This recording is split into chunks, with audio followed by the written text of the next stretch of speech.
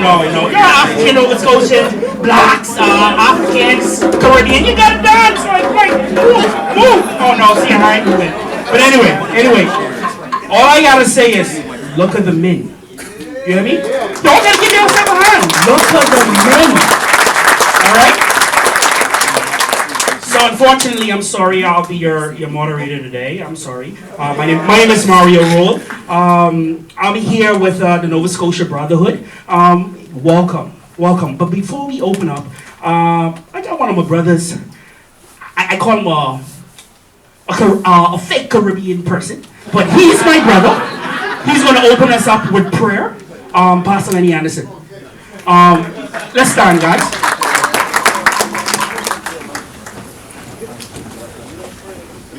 Faith. Let's pray for this brother.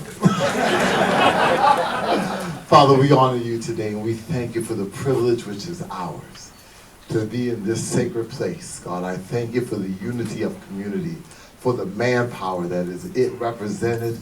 God, I thank you that you've been the God of our weary years and our silent tears, and we don't look like what we've been through. But God, we're standing on the shoulders of greatness today. I pray that this will be a life-defining event today, that this will be a defining moment in our lives where we will find a brother, that we would journey together, that we would speak our truth into the atmosphere. God, that you would just give power to the weak, that you would give clarity, that all of us walking in confusion, and that we would just honor you as being the author of our story. Thank you that every day of our life is written in your book, and that you are a strategic God. You're placing the right people in our lives this day. I thank you for what's about to happen, and we give you thanks in advance. In Christ's name, amen. Amen. Y'all know he is my fake brother. He's my real brother. Hey, I love you. 242. I love you. I love you. All right, but before we start, we wanna welcome in the Nova Scotia Brotherhood manager. Now listen, guys, this here has been like a long run where in a lot of these organizations we didn't have representation, right? But now we have representation, right? It's been 3 years. She's the first female in that role.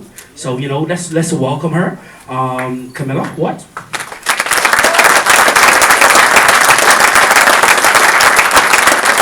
Come on, guys, make her feel welcome.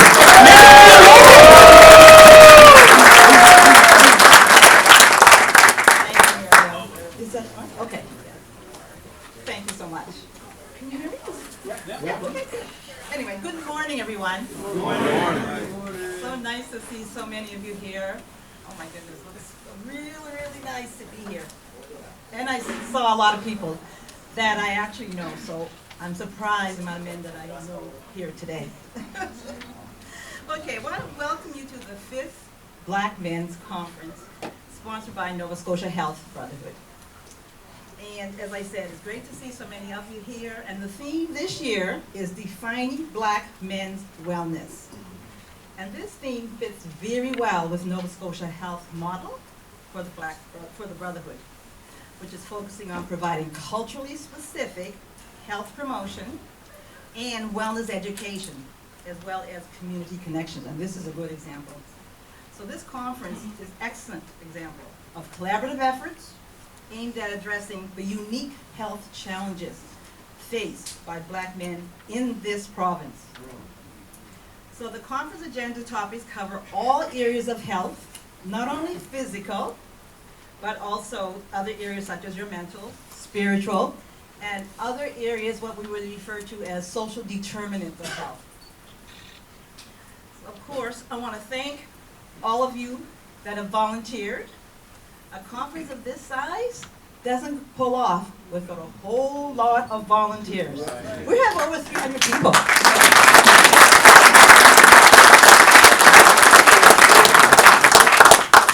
We know you made this a reality by you all working together months ago. It didn't just start, you're planning it a long time, and for that we really appreciate it and I want to acknowledge you because of so much work you have done and continuing to do as a volunteer group. And working diligently with the Nova Scotia Brotherhood team, Dr. Ron, Preston Trench, and Dwayne Winter, thank you for helping to plan. I mean, that agenda is awesome. And I know you all had a part to play in shaping it. And the topics, with the room set up, I've seen it myself. And many volunteers here today, directing us around. And so, making sure that things go smooth, which I think they will. So it truly shows your dedication to the cause of improving Black men's health.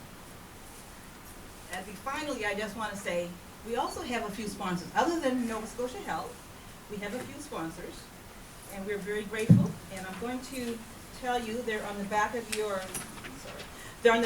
program, and they're Department of Justice Corrections, Nova Scotia Winds of Change, Mobilizing Partnership Project, and Boyne Clark.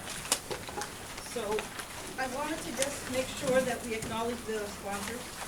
We're very grateful for that. All I want to say now is just thank you for attending and enjoy the conference. I know you will.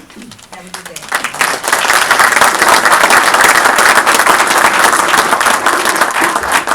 Thank you, Camilla. Thank you, Camilla. Before we introduce our next guest, This should have been the first. This should be the first. Camilla mentioned that we have about 300, she said people, but this is a little correction. We have 300 men in here, all right? That's brothers. Thank you, my brother. We have 300 brothers in here. But guess what? A lot of y'all don't know each other. So for 1 minute, turn to someone you don't know and introduce yourself. 5, 4, 3, 2, 1.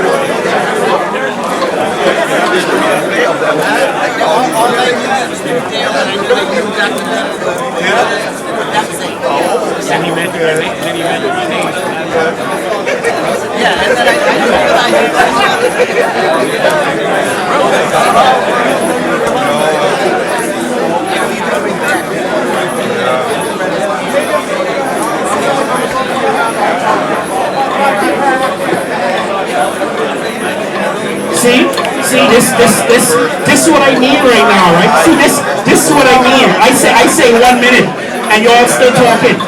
This is what I mean. And then, you know what? And this is what I like, right? 1 minute, all right? So the next guest we're gonna welcome here, she may not know it, but her brother, Conrad, was one of the, I would say, creators of this event, right?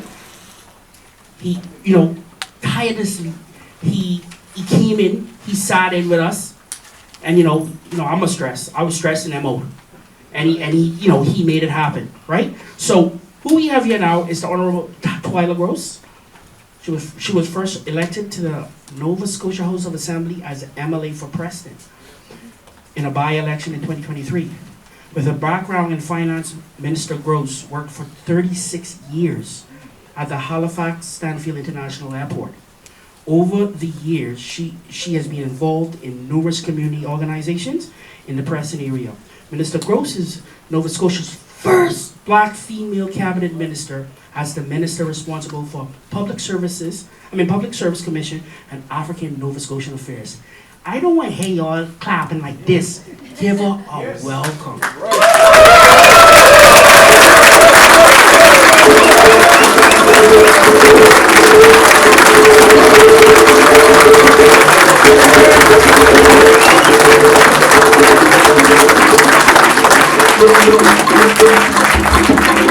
You see these men standing up for you?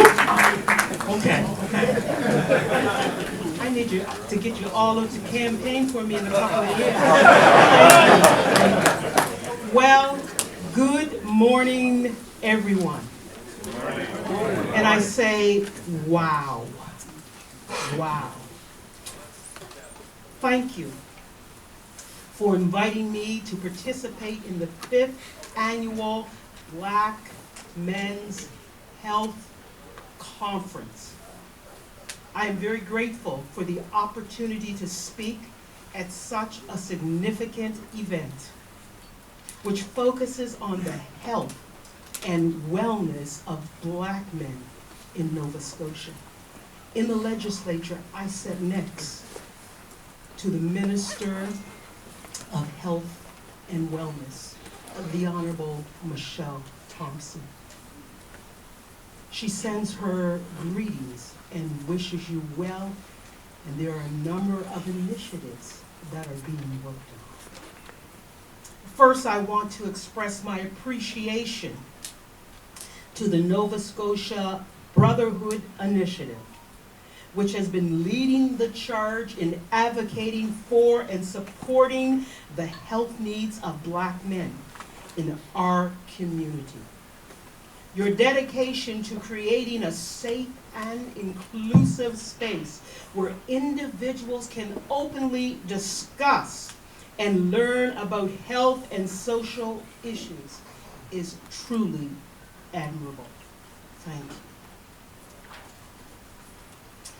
This event is crucial for amplifying the voice of Black communities and raising awareness about the historical and ongoing impact of systemic anti-Black racism on mental health and wellness. As the Minister of African Nova Scotian Affairs, I may not be a medical expert, but I understand the link between racism and health.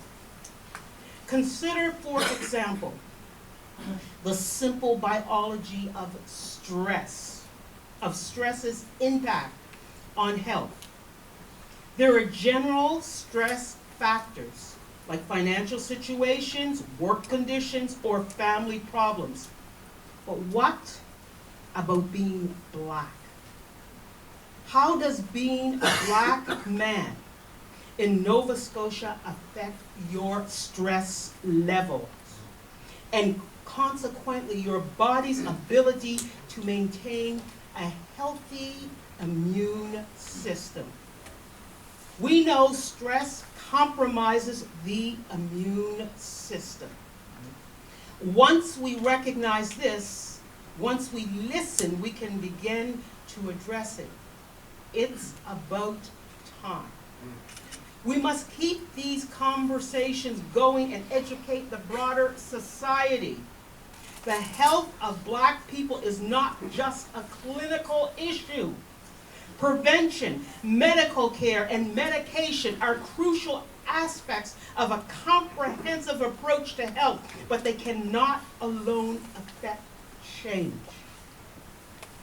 Black health requires social justice.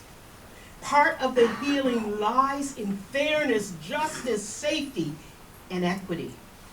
As the Minister of African Nova Scotian Affairs, I assure you of our deep commitment to supporting initiatives that uplift and empower our communities.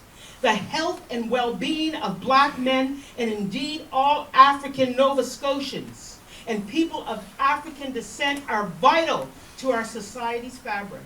It is essential that we continue to work together to address the unique challenges they face, we face. Thank you for allowing me to share my thoughts on this important issue, and thank you for your impactful work. Let me assure you once again that together we can make strides towards a healthier, more equitable future for all. As I leave this place, I will be going to a Women's Day celebration in Halifax. We gotta go now.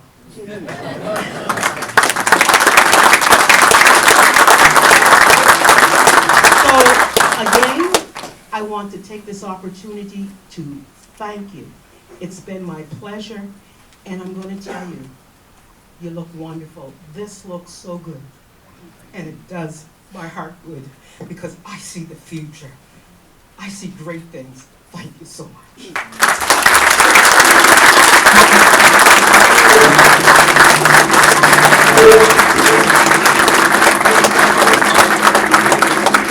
Thank you, Minister. Thank you so much. So what we're going to do is we're going to bring our first guest speaker here today, Reverend Dr. Leonard Anderson was appointed to the faculty as an assistant professor at Acadia University in leadership and racial justice on July 1st, 2021. Dr. Anderson is a senior pastor of Emmanuel Baptist Church in Upper Hammonds Plain, Nova Scotia, while helping to shape the next generation of Christian leaders. As I mentioned earlier, he is my brother, a friend. He no fake. I was just joking with him, right? Let's welcome Dr. Lenny Anderson to the stage.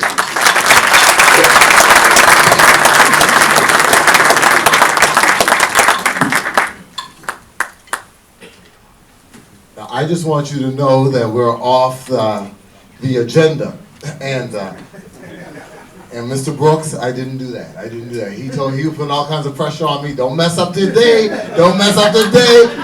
Keep us on track. And so, listen, brothers, you know you are in the right place when you walk into the room and the first thing someone says to you is, "Good morning, Black man." I said, I'm in the right place. Listen, I'm like a kid in the candy store this morning. I'm like fish in water. This is the environment in which we grow, in which we blossom. Thank you so much. We honor your presence. Brothers, I am beyond happy. I'm elated, excited, and delighted to be afforded this opportunity to share with you my feeble speaking, but my strong conviction about our smiles, our joy, and our resilience. I said it's my feeble speaking, but it's my strong conviction about our wellness, our wholeness, our greatness, our fitness, our blackness. Is this mic on? Hello.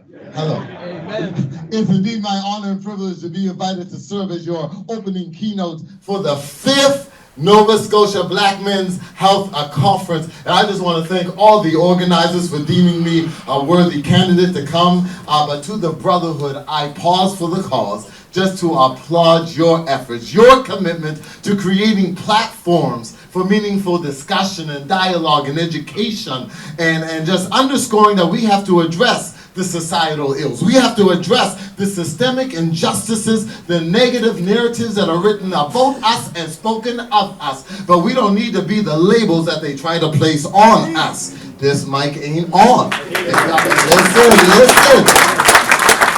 I understand that as we assembled this morning, y'all got up early, you came for brekkie, what? But we're here for growing, we're here for learning, for celebrating black men. We are going to foster our awareness and our appreciation and our solidarity because we're better together.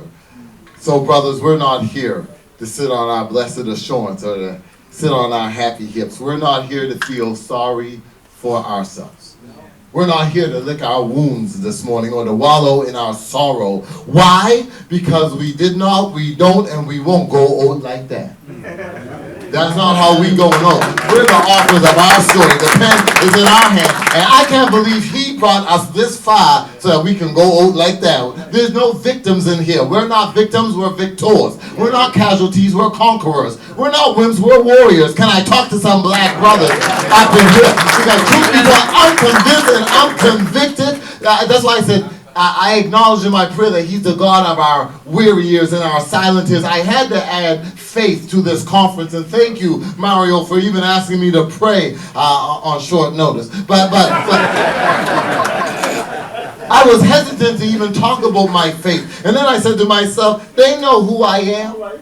They know what I represent. And they know that it's been faith that has kept me all on this journey. Listen, I believe that there's a role for the faith community to play in our wellness and in our wholeness. Actually, I'm convinced that it is the black church that has been instrumental in creating pathways of justice and healing and health and care. Yes, we do know the social determinants of health. We know that there's many weapons that's formed against us from the cradle to the grave. But the church has been that haven for advocacy, giving voice to our lived reality. And I'm here to tell you, brothers, faith kept me. When I could have lost my mind, faith kept me. When I got that call and had to bury people younger than myself because they were busted, head-busting crew and found in a trunk, faith kept me. When my best friend was dying with cancer in the hospital, faith kept me. When Wade Smith called me while I'm on a cruise and he said, can you come to my hospital room? I need faith to keep me. Every one of my first cousins have prostate cancer. How do you deal with those stats? Faith kept me. I'm not here to teach you about religion, but I'm here to say we need cultural specific programs that ministers to the whole person, socially, psychologically, culturally, physically, and spiritually. We are better together. Yes. Even last year, there was an article that came out from the Harvard School of Public Health, and it was talking about spirituality being linked to our health. And actually it said that those who are healthier have a connection to the spiritual community. And it says that they healthier lives, including greater longevity, less depression, less suicide, less substance abuse. And they said because there's a connecting of the body and engaging with the mind, embracing your emotions, and protecting your spirit. And so one of the things you're going to hear me repeat constantly over the next 20 minutes is that you will never be better being bitter. That's right. That's right. I'm looking for some faith full brothers. Some brothers that are full of faith. And no, I'm not going to like that. We're going to believe for a better day that the best is yet to come. Listen, listen, listen. In the Bantu languages of South Africa, there's a beautiful word that celebrates the humanity of others. And it's the word Ubuntu. Ubuntu can be loosely translated, I am because we are. We're not living this life alone. I am because we are. This African philosophy of Ubuntu is a concept where I get my sense of identity, my sense of community, that it's been shaped by relationships and people that have strategically come into my life. That's why I'm convinced this is going to be a defining moment. It's a way of living and existing and being. What does it mean to be black and blue nose? Hello?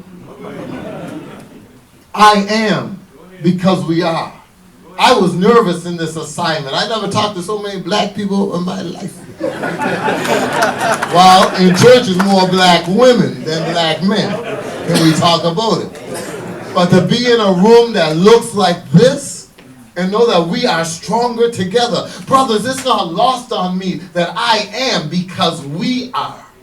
We are better together. I'm currently standing on the strength of men. There are those younger than me, those that are older than me, and we applaud you that you don't look like what you've been through. Because of your strength, I have endurance. Because of your fortitude, I have gratitude and attitude. What attitude? Because not my aptitude that's going to affect my altitude. Y'all better listen.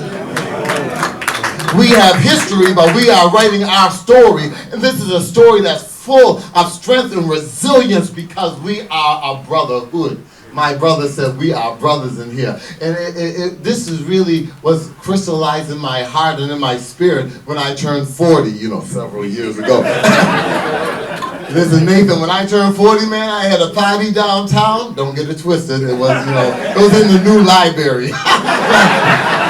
And so in the new library, that piece that shoots over the street, that was where my party was at, and it was overlooking Spring Garden Road, and my birthday invitation said, 40 fine photogenic 2, RSVP with a photo of me and you. Okay, 40 fine photogenic 2, RSVP with a photo of me and you. If you want to come to the party, send me a picture of me and you. Because if I've been on this world for 40 years and we don't got a picture together, you're not coming to my party.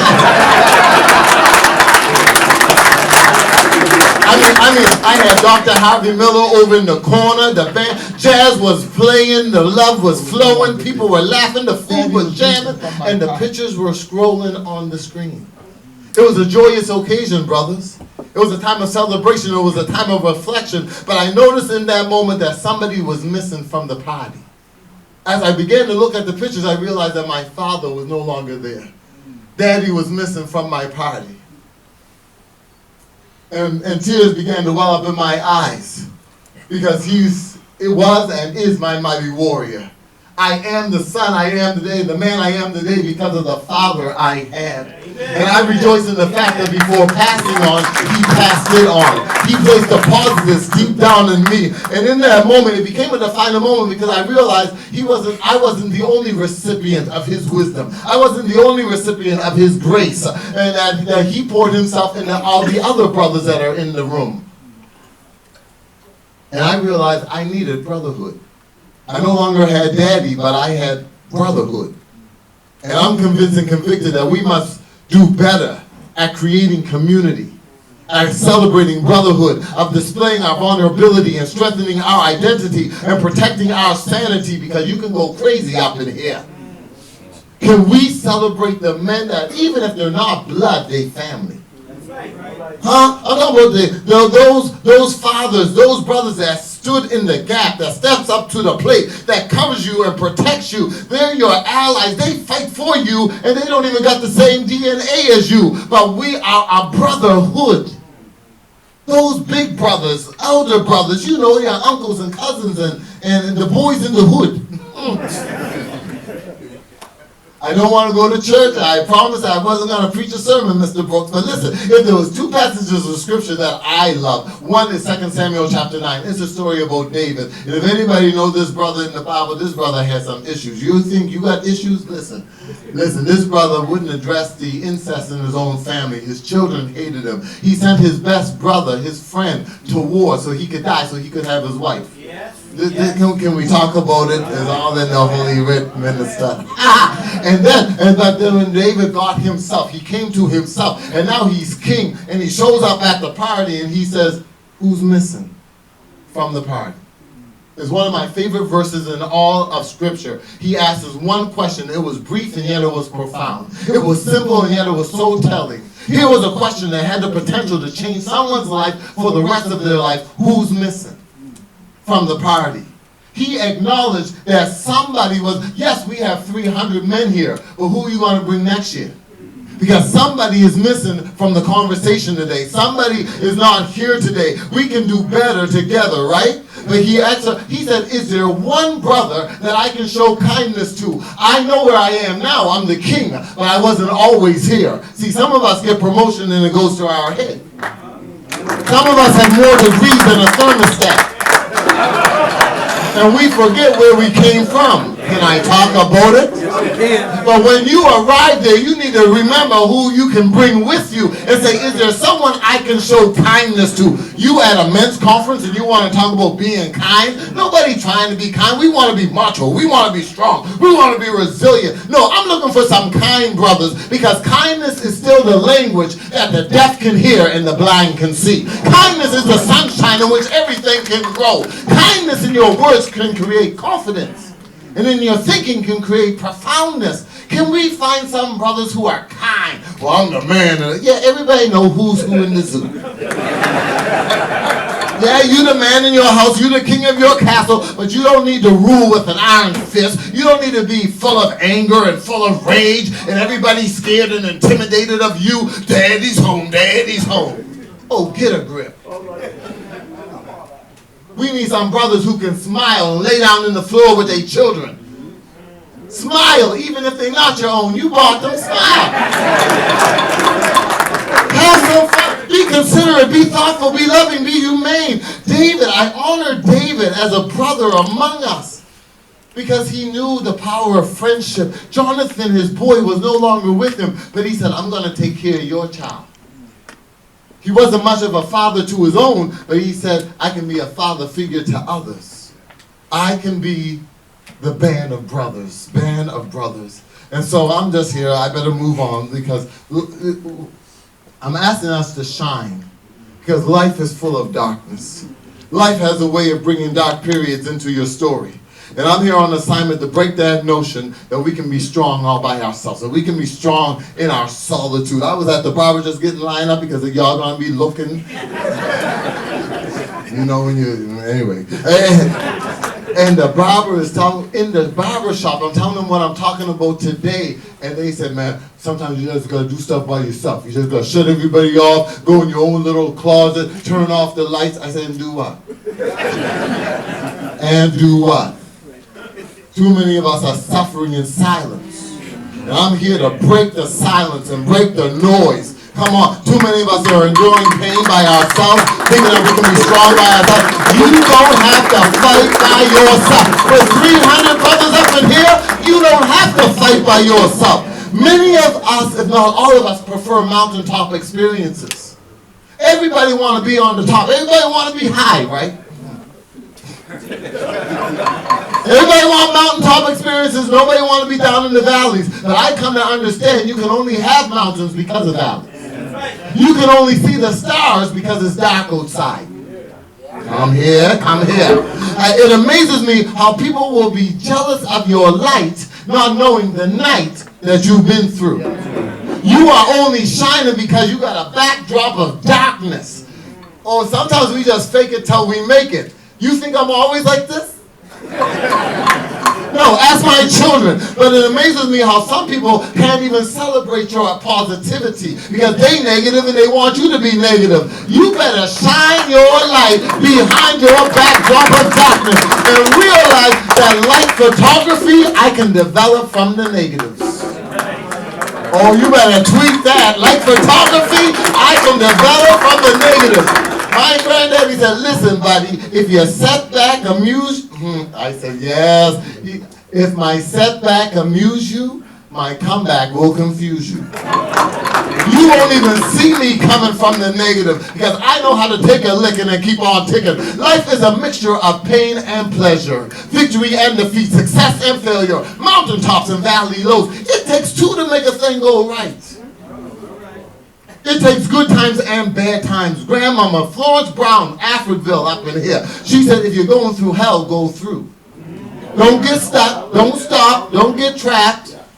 Take your test and produce a testimony. Keep it moving. Again, I cannot give a speech and not honor Wade Smith. Keep it simple. Keep it smooth. Keep it moving. Can we do that, brothers? Keep it simple.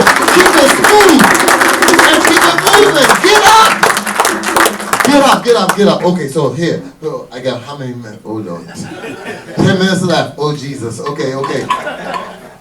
This is not good. This clock is wrong. Don't time skip ahead?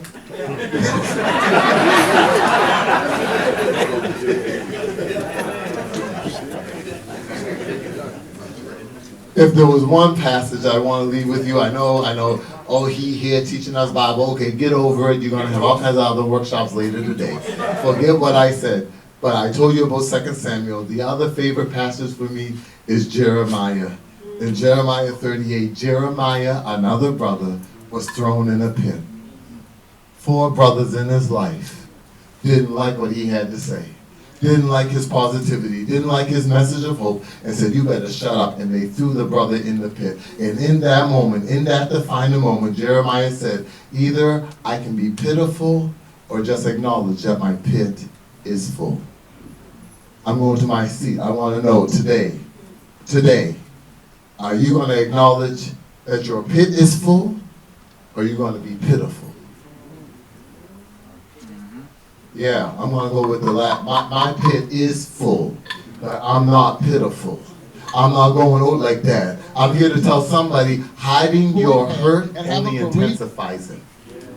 Whatever you tolerate, you will not change. Problems have a way of growing in the dark. They become bigger. Come on, can we expose some truth? When we break into our small groups today, can we speak truth to power? Come on, because can we put on our big boy pants and have a courageous conversation and say, this is what I've been thinking. This is what I've been dealing with. Depression is real. Suicidal thoughts are real. My money is funny and my change is strange. It's real. We need to normalize talking about it. Why? Because you're only as sick as your secrets. I'm done. You're only as sick as your secrets. Dr. Rick Warren said, don't repress it, confess it. Don't conceal it, reveal it. Revealing your feeling is the beginning to your healing. So I asked the question, can we talk? Can we talk today? Can we talk? Don't be pitiful. Make up in your mind, I'm not going out like that. I'm not suffering in silence. Why are we always looking to fix the symptoms and not address the infection? Sometimes the enemy is enemy. We always want to deal with the fruit and not address the root. There's a reason I act like I act. Whether it's because of what mama said, what dad said, what the teacher said. When I was in grade 3, the kids used to laugh because I had a stuttering problem. I had a speech impediment. It was like, kids can be cruel in elementary. But I had one grade 3 teacher that said, Lenny, when you rhyme, you don't stutter. So that's why I said I'm elated, excited, and delighted, because y'all know I'm nervous. And I don't want to stutter in front of y'all. But someone saw greatness even in my brokenness. And when, instead of just addressing the fruit, she went right to the root. I'm asking you to understand that life is not going to be fair. There are going to be brothers in your life that will betray your trust, that will break your confidence. Because some of us have friends and frenemies. You do understand that everybody with you ain't for you. Everybody in your circle ain't in your corner. But forgiveness is part of your healing too. How long you want to be bitter? That old man died. You 60, 70 years old, still talking about how your old man treats you. He dead in the grave. You living. No, you existing.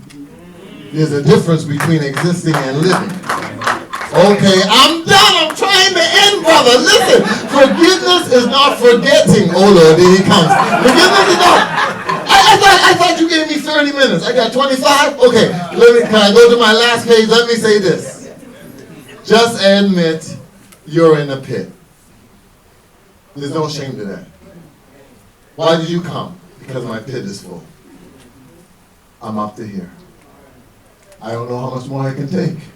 This pandemic almost took me out. My pit is full. There's no shame in that. Don't be pitiful, but admit my pit is full.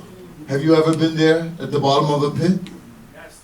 Maybe it was the collapse of your health, where you noticed a lump, or you got some blood clots.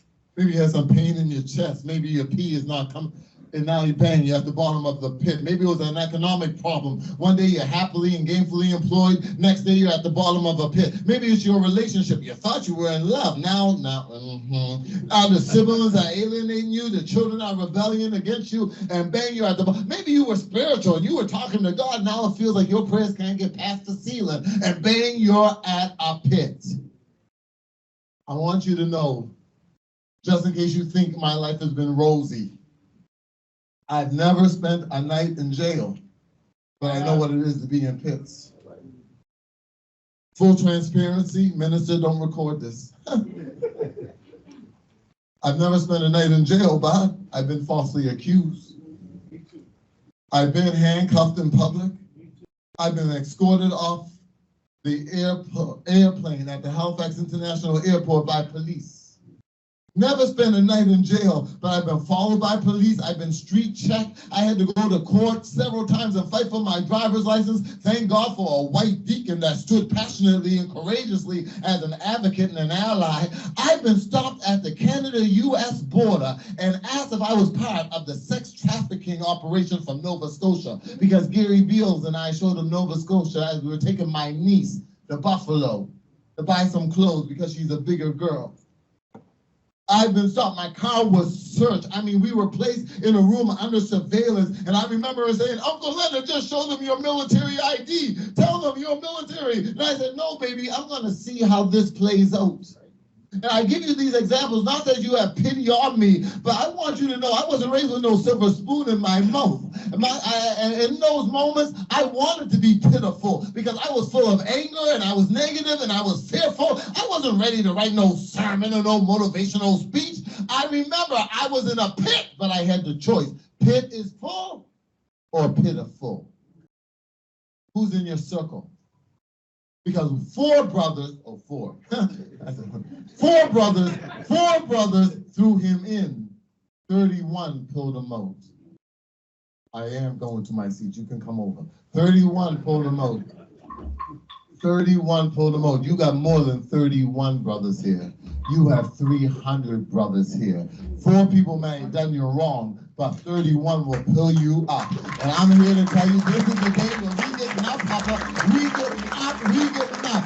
Come on. And when they showed up, if you read the scripture, I'm not supposed to be preaching a sermon. If you read the scripture, they threw blankets and old rags down in the pit so that he would protect his arms. Sometimes it's how we try to heal people. You got to be preventative. We don't cause further wounds. Sometimes we show up and say, what's wrong with you? Come on, man up. Come on, get your head up. That's not how you, no. I'm giving you some blankets so that you can protect your arms as I lift you up over here. And I'm convinced that if we do this, if we don't see through people, but see people through, see all the pages I'm flipping? If we get a grip on our emotions, if we get a grip on our mind, if we get a grip on our attitude, brothers will be edified. Our communities will be unified. Lives will be electrified. Our mission will be clarified. Wrongs will be rectified. Our witness will be bona fide. The devil will be terrified because you got up over.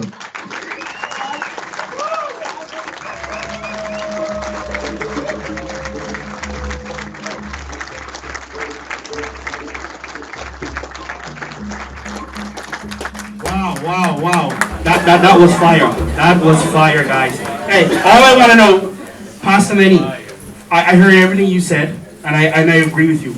But the only thing I didn't agree with is I didn't get an invite to the party.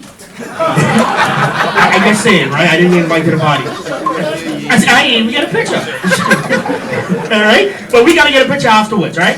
But we're gonna move on. We're going to our first sessions, right? We have 3 sessions for the day. We're on time, gentlemen. We're on time. That's maybe 3 minutes behind, but we're on time. All right. We have 4 sessions. You're on your pamphlet, right? The first one is financial wellness. The second one is physical wellness. The third one is feeding your soul. The fourth one is wellness in the workplace. The fifth one is sexual wellness. And the sixth one is reclaiming wellness after interaction with the criminal justice system. And so this is what we're going to do. We've only given you 5 minutes. After 5 minutes, all the doors are going to be closed, just to respect the facilitators, okay? So what we're going to do is we're going to go this door, we're going to take a left, individual is going to be right there, and they're going to take everyone upstairs. The doors are color-coded or written in color. The black is wellness, the blue is spirituality, the purple is physical, the green is financial wealth, the red is sexual wellness, and the yellow is wellness after incarceration. Once we're done that first session, at 11:15, someone will be knocking on the door. That's going to be refreshment break. And then once we're going to have about 15 minutes there for refreshment break, and then we're going to go to breakout 2. Then it's going to follow by lunch right over here. And we're going to have the last breakout room. And then we're going to come in here and we're going to have our last guest speaker. I promise you guys, for the ones who've been here, it goes smoothly, all right? And by the end of the day, you see these guys with you see this yellow sweater. This look good on me, right? But we're gonna give you guys some yellow black sweaters. That's a thank you, and to show you that you're one of us, all right? So yeah, let's go. Let's break. Let's go open the door and take a left. Yeah, man.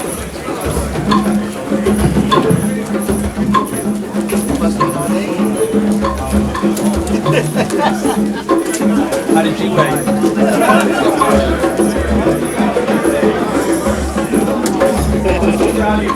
Thanks, man. I remember our talk, right? Sure. For the disabled guys and the elderly who can't take the stairs, you go to the right. There's an elevator. Someone's going to take you to the elevator. For the ones who can't take the stairs. The ones who can't take the stairs, go right. The ones who can take stairs, go left.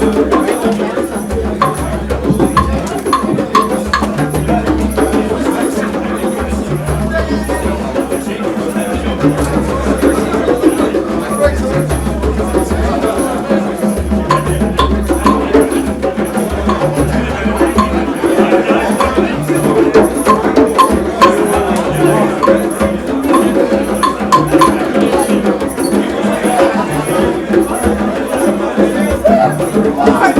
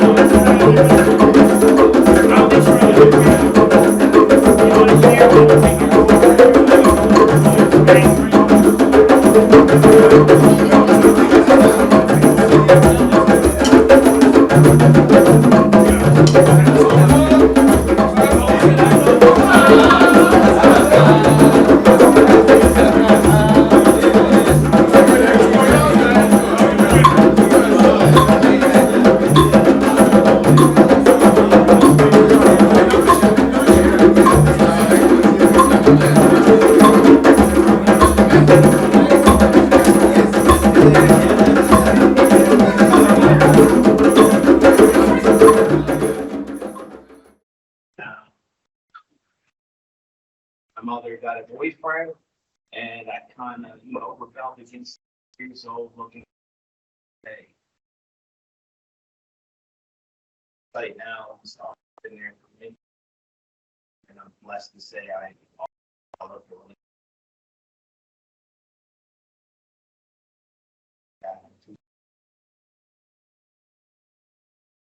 But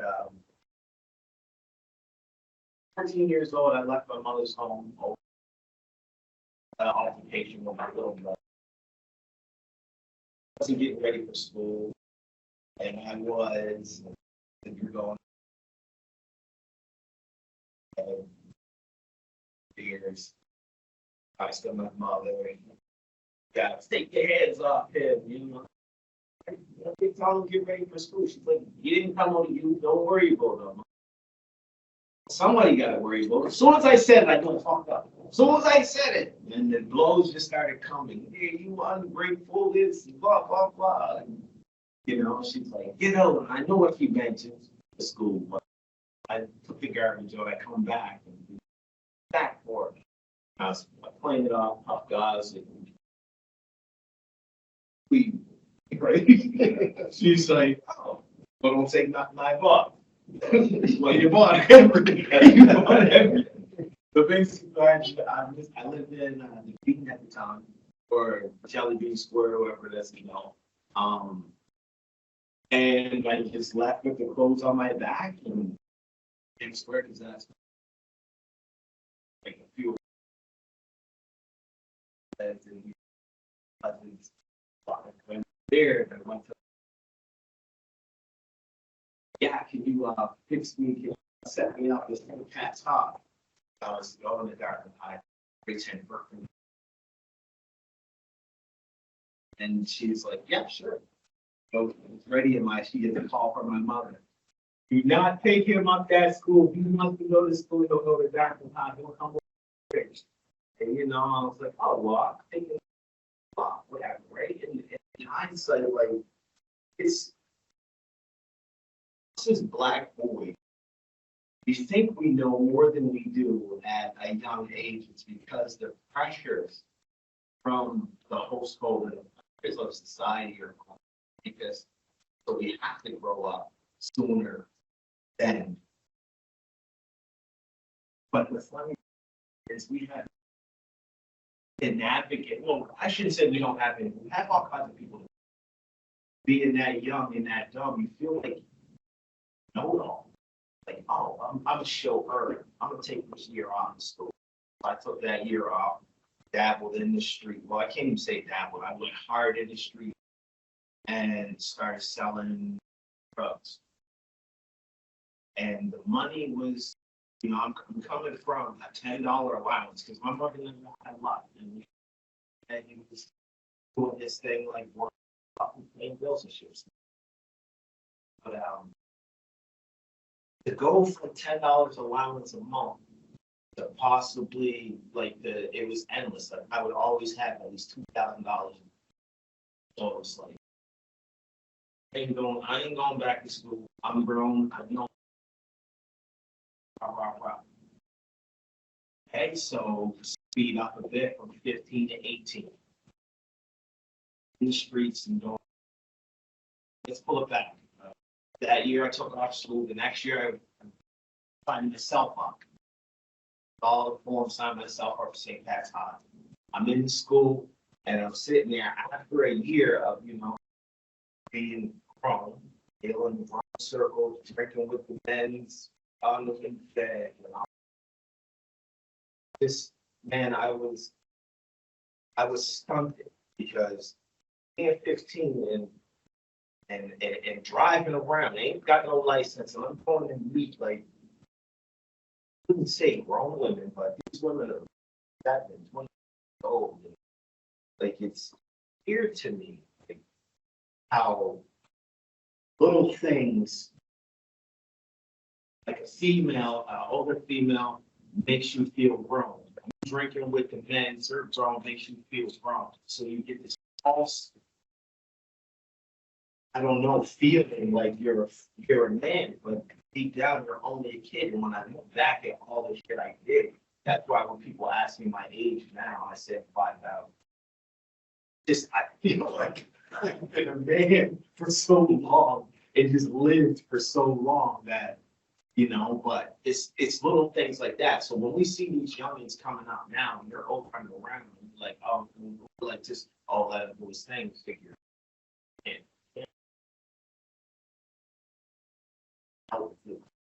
And let these youngins just go. Like, it don't matter if they mess up 100 times, man. You gotta just always be there for them. As one of these times, it will click. It will click. And like, you know what? This life ain't for me, because what drove me was the money. The money drove me. I was addicted. And then I'd say 3 years go by, and I'm literally going through puberty in the streets. I'm selling to the same, I'm selling, when I first started selling, I'm selling to these guys. And then I just wake up one day and I'm taller than them and I'm selling to I'm like, so then I'm letting my size get to me. So then like, okay, you owe me money? Okay, I want my money. I want it. It's principle. This, it's that. And then you develop a reputation of being foolish.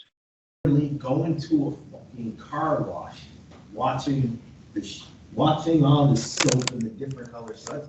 That shit was fun for me when I was a kid, because I didn't have much. So it was like, and don't get me wrong, when I say I didn't have much, it's not that my house was broken down and all this. Like, my mother kept the house immaculate.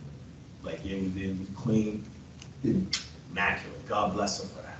Like, it was to the point where the kids weren't even allowed in the living room. Don't sit on the sofa. It's like, yo, I live here. What do you mean I can't sit on the sofa? Well, come down in the basement, and you guys got your stuff down there. It's like, oh my gosh. She was so old school, it's crazy, because she would get us Sega Genesis. I had that console, but it's like 4 years after Sega came out. It's like, I love you, mommy, but this is old now. I don't, but I love her still. And, she's like, take that downstairs on that TV. Won't ruin none of my good TVs. So I'm like, there ain't no TVs down there. She's like, yeah, over in the corner over here. And then go over in the corner. It's literally a box of black and white TV. And I'm not that old. I'm not that old where I should have been playing on a black and white TV. But anywho, so 3 years of incarceration and still having that mindset, right? Of the streets mentality. I get locked up. I got locked up twice. The first time 3.5. I get locked up, and I'm just there. It is what it is. I'm doing time, or I'm getting sentenced, and it's like, okay, whatever, cool. I just feel invincible. I'm still a teenager. You know what I mean? We were all teenagers. We had no concept of time when we're that young. It's like, all right, whatever.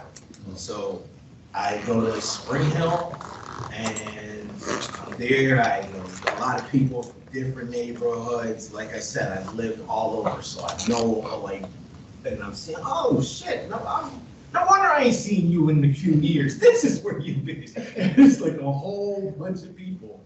And honestly, the first time I went to prison, I never even really took it in, because I just looked at it as connecting with people. Oh, okay, yeah, cool, you do that? No, you got that? Okay, well, we'll link on the oats.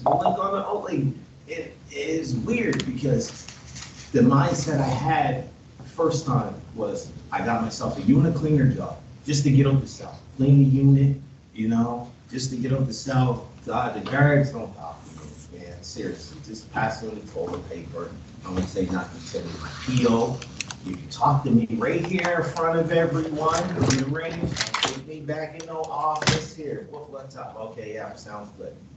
And it was just that us against them mentality. And it really needs to be broken, because a lot of people right now are still dealing with that mentality inside. And it's hard to get out of it, but it's possible. But anywho, I was going up. Sorry. my brother, because I quit smoking, I used to smoke a lot of weed before I got incarcerated. And then in the county, on remand, one of the guys was like, because we're smoking heavy in the county too. And then one of the guys in the county is like, yep, get ready to pay $20 for a .1. I was like, what are you talking about? He said, show me the piece of weed. I said, that's how much it cost. I said, I quit. So I quit, and then, you know, I'm in Spring Hill, like a unit cleaner, and my brother says to me, he's in there at the time too, and he's like, why don't you just go up on the drug program? And then that way, you know, you can get over, sonar, roll, blah, blah, blah. I'm like, oh, that's all good. I'm good here. He's like, no, go. So then anyway, and my older brother looked up to him, my whole life still looked up to him. Boy, man is a genius, man. Like, oh man, I told him he needs to be a life coach, because you can just sit down with him and tell him what you want to do, tell him your plan, and he can design a plan for you in his head within 20 minutes. And I swear to fucking God, that's no joke, no joke. So he's telling me do this, do that. I'm like, all right, cool. At first I said I ain't doing it, but he said, no, you're doing it. I was like, all right, cool. So then I did it. Sure, every play that he said, it happened. Drug free, piss clean 8 times, get passes, boom, get parole, I'm out. So, and at the time, while I was in there doing all that, I was writing songs. I was, let's take it back. Before I got locked up the first time, I was over here on the block hard. A few of my buddies were going to the studio, recording and stuff. I wasn't doing that. And they're coming back to the block, they're playing their songs. Oh, check this one out. I'm like, oh, that's dope, though. That's dope. But I'm like, you're not up here, though. But it's a good song, but you're not up here, though. So it's all lies. So I went to the studio. I said, oh, man, one time I'm gonna come with you guys. And then we all went to the studio, and I created my first song. To me, it was trash. They said it was all that. I couldn't tell you what the song was today. I just know it was trash. And then, so during being locked up, doing, you know, on drug-free range, I'm still writing and stuff and all this. So I get out, I say, you know what, let's try this music, let's try it. Let's see where it goes. So I put together an album, put it out, and this is like slanging CDs. There was no Spotify, you can't just upload them to see it. So, no, download CDs. Oh man, I was just pumping the CDs up, just pumping them on. And I love music, but then I hooked up with this girl, and selling CDs wasn't enough. And I couldn't get a job, but put resumes in for, I'd say maybe 10 places, and that was it. I wasn't hitting the ground hard and going to find work. I never worked before in my life, so getting out the first time, it was like, I'm gonna do music, because I ain't going back. I said I wasn't going back to the streets, and you know, I said I ain't find no job because ain't no one gonna hire next con. So I pushed with the music, dove in, made a few bucks. I can't even lie. Did a few shows, got out there. Then I put on, and you know, saving up and shit, and I put on this show. This little flip, and Chameleonaire was supposed to come with them. Anyway, didn't end up coming. And the money already got sent, so that was 20 bands, and it was just gone. Now my girl's pregnant at the time, so I started panicking. I'm like, oh, okay, I know what I can do. So back to the block. This time, I'm smarter about it, everything. Develop new contacts, being inside and all that. Just inside, like it can go sideways really fast with things. It really can, and anybody knows that. Anyone that was in knows that it can go, but for the most part, man, it's like a campus with no girls. It's just a campus, like a campus. No, well, Spring Hill is different institutions, different vibes, different, you know what I mean? Like when you lock down and reduce, that's not a campus, that's pretty much just, yeah, you're in a room like this and all cells, like, so you ain't going nowhere, you're here. Yeah, you're here. But when you get like a medium and minimum, it's a vibe, it's, you know, like, whatever. But I said to myself, okay, we're gonna do this right. We're gonna slang, we're gonna get out. So it just started coming in. Money was coming in faster than that it was. Ever was. And then my girlfriend at the time, like it was like my son before, my first son before he was born, if anyone's a father here and they know like your first child, it's like, okay, everything gotta be ready. So I had this whole room, everything in the room was literally packed in the room. Packed up to the ceiling and everything. He sat. Cool. So then we had another spare room and that was just all trinkets. And I was just literally anybody coming in, anything, they look at value, give it to me. So I had a whole other room of that. And what I didn't know at the time was me and my girlfriend at the time, we weren't developing good relations. Because when I first hooked up with her, we were just fucking like that.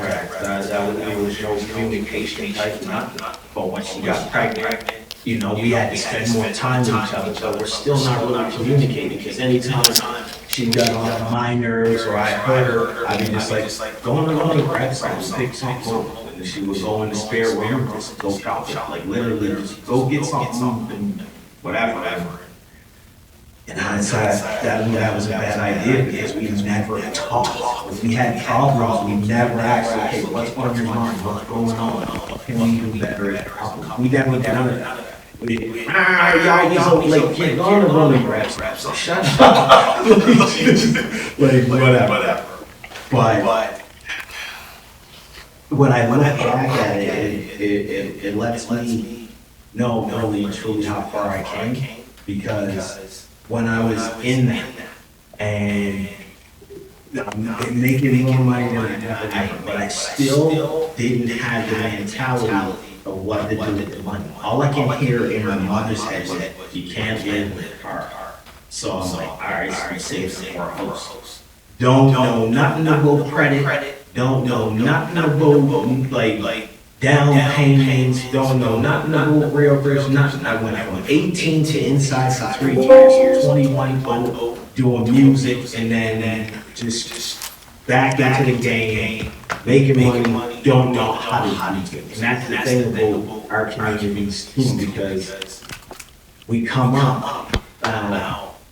Our parents didn't talk to us about money and how to save and your taxes, all that stuff. And I know Monday, I don't know what you guys, but it seems like it's just the same kind of feeling around in black communities. You can't always talk about money and their problems, but you need to teach your kids about money and understanding that money is not to be saved. And I didn't realize that at the time. Money is a vehicle to grab assets, and assets make you money. So you don't have to work, and that's what the rich do. They don't save their money. As soon as they get money, they pour it into an asset, and the asset makes them money. So, and that's why they get sleepy, they're still making money. Like if your money's in your savings account, it's not doing anything. It's actually losing power because every other day gas is going up, groceries are going up, everything's going up. But when you really think about it, prices aren't going up. It's the purchasing power of our dollars going down. So, but going on the tangents. No, speak up, man. We need that. You hit me to some game right now. No, it's true. It's a minute to try. It's true though, because we're being lied to about, save money, acquire assets. And you don't even, I didn't know that, I only need 5% down for my first home. Your first home, 5%. So $200,000 home, you only need 10 grand to put down. And you can get that loan from a different bank or, like a community lender or a B lender. And a B lender is just a fancy word for saying, Skid Row, them guys down there, oh yeah, that bank down there loan you anything. And they call them B lenders. B lenders loan you anything. and you only need 5% of your first time down payment. Didn't know none of that. So I'm literally going to the mall, just blowing money. Oh man, it's just crazy. Sit back. But anyway, I say about 2 months into, or 2 months before, 2 months before I got incarcerated my last time. Me and my girlfriend at the time, we broke up. And there was a lot of, there was trust issues there. Like, she didn't trust me, I didn't trust her. She wasn't working. And so I left. There was no communicating, I just left. And when they say sons act like their fathers, it was like, damn. But it is what it is. And we broke up, so I got another place. And instead of talking to her about it, instead of talking to somebody about it, I drowned myself smoking more weed, drinking almost every other night. Still going to the studio, doing my thing, still doing shows, promoting, all this. So, few promoters from the States came up this time, and I just finished the album, the latest album. Took it down there, giving them copies and shit. And Raw breaks me. And then I'm like, I can't be here. So I'm there, Raw breaks out, guy got stabbed. I was incarcerated the first time for stabbing. So I said, man, we're all in the car. I'm like, this ain't looking fucking good, man. If this ain't looking good, it's not, but it's not. And so I just run. I run. Get caught. I go to jail for 10 years, 10 years that time. And while I'm on remand for this is when everything, my whole mindset shifted on everything. Because what I noticed is every neighborhood I lived in and grew up in, we all think the same. We have different accents, but we all think the same. We all think the same, and it's a hindrance on us. And a lot don't realize it because it was ingrained in us. It was taught to us, and you don't know what you don't know. And like this young gentleman over here said, he's a student of life. He can always learn, and it's true. You can learn from a 2-year-old like from a 9-year-old. You can learn from a CEO like from a janitor. It's just on what are you willing to take in, and you have to always be open to learn. Always. Don't matter who's speaking. Don't matter if you don't like them. You can't relate to them. There's something in their words that you can flip that make it make sense to you. And the second time incarcerated when I was on remand, I was playing chess with a lifer named Blackie. And I'm just sitting there, we're sitting there on Burnside, and he's like, so you told me you wasn't gonna come back. I said, yeah, that's what I thought. And we were just talking, and he's like, you don't want to be like me, blah, blah, blah, like, I'm here, man, like, I don't know what I'm gonna get, always gonna be connected to this system, and all this, and we're just going back and forth, and I'm like, Black, and you don't understand, and he's like, dude, don't tell me about nothing, like, I understand, and then, talking with him for, I say, a few months, and we're playing chess, and I'm watching, like, I'm still young at the time, I say I'm 23, 24-ish, but I'm watching the younger guys come in, 18, 19, and they're like, yo, what's up, baby, what's going on? And I'm like, I contributed to your mindset, so I'm not feeling good. Like the first time I was standing there,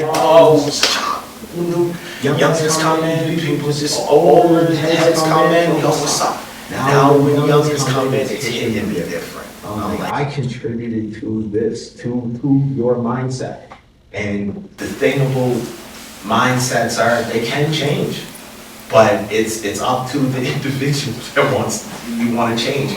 And you can change your mindset at any time. Like you can either have a fixed mindset or you can have a growth mindset. And a fixed mindset is just, I can't, or this can't happen, or, you know, maybe another day or something. It's just always an excuse for something. But when you have a growth mindset, it's like, oh, I can't afford this right now. It's like, okay, well, how can I make enough to afford this? How can I, how can I do this? When you ask yourself, how can you, your brain opens up. And it's like, okay, I can do more. When you have a fixed mindset, you already said it. You already said, I can't. So you already told yourself you can't, so you never will. And we just gotta have that growth mindset. And once I picked up on the growth mindset, and it was like 2 months before my trial, I said to my lawyer, I was like, so how much time do you think I'm gonna give me? What if we go to trial? It's like 10 to life. I'm like, all right, so what are my chances? He said, to be honest with you, Corey, they're 50-50.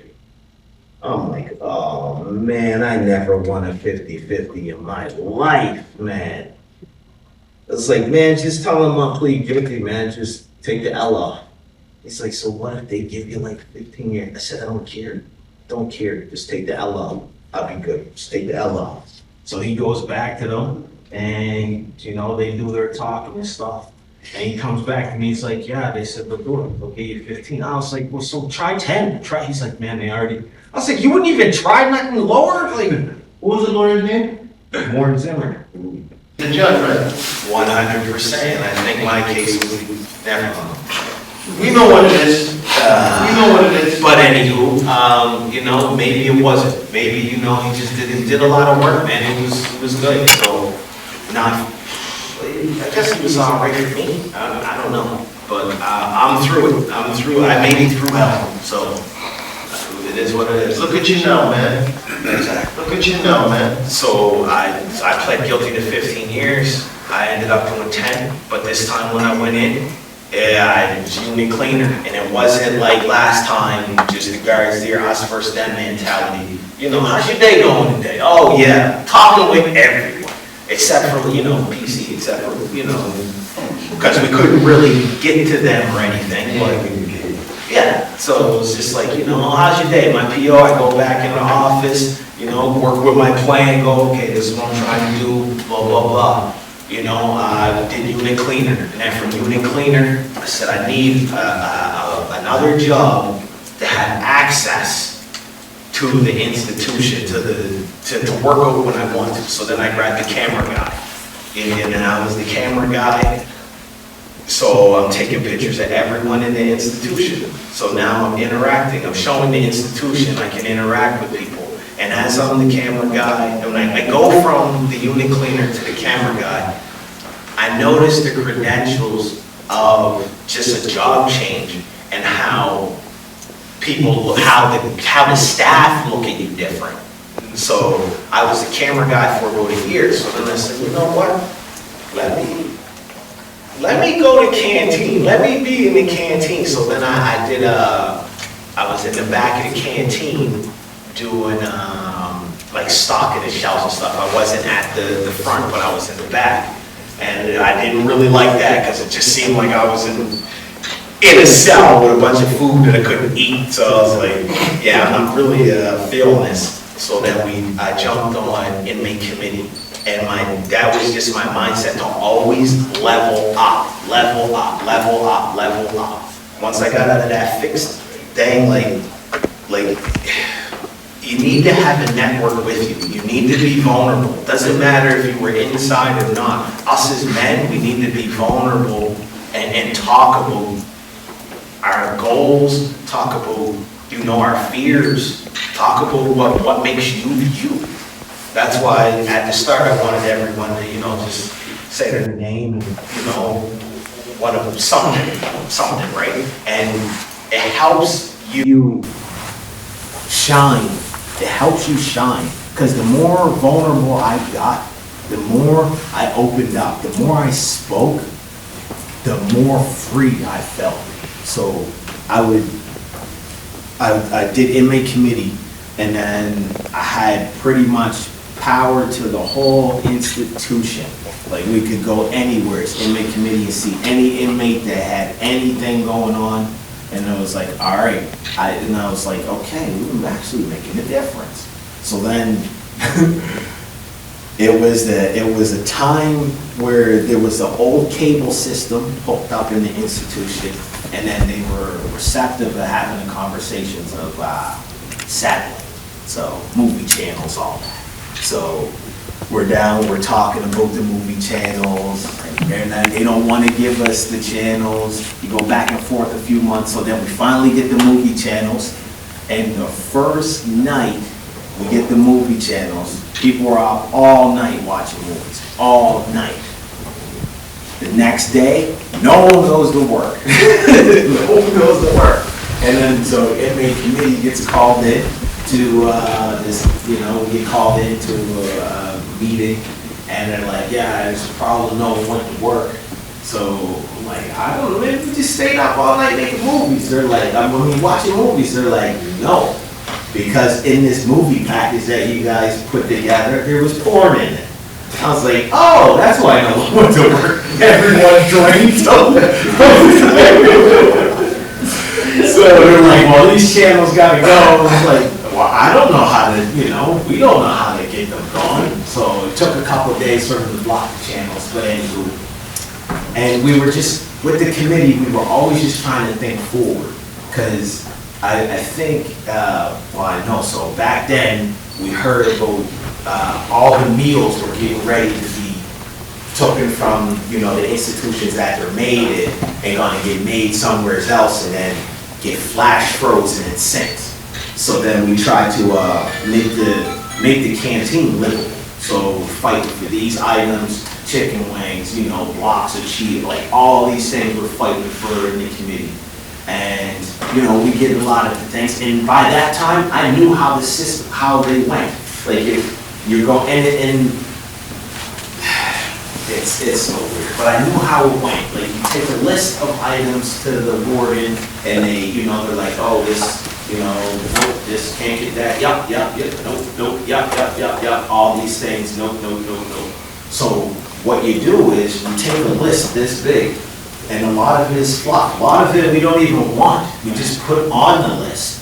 But there's items that we do want.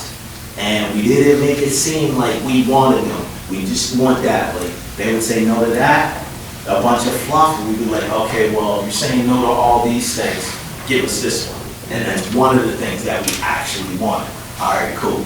So that's how we got what we wanted. And I tell you, I kid you not, the way that the institution, the way it's designed, it's a small little world. It has a population, it has a government, it has policing, it has education, it has everything. And it's the same thing out here, it's just on a bigger scale, but it's the exact same thing. And this is co-ed, I like to say. This is co-ed, women here, but it's that mindset where you don't think you're trapped in the position you're in. If you've been working the same job for so long, the only thing that's trapped is your mind, because you don't leave. And it's okay if you don't want to leave, but be okay with not leaving. Don't be miserable. Don't take it out on your kids. Don't take it out on your loved ones. Don't do that type of stuff, because it's not who you are. If you're not happy in the situation you're in, change it. You have the power. Like, with the fixed mindset, I always thought money.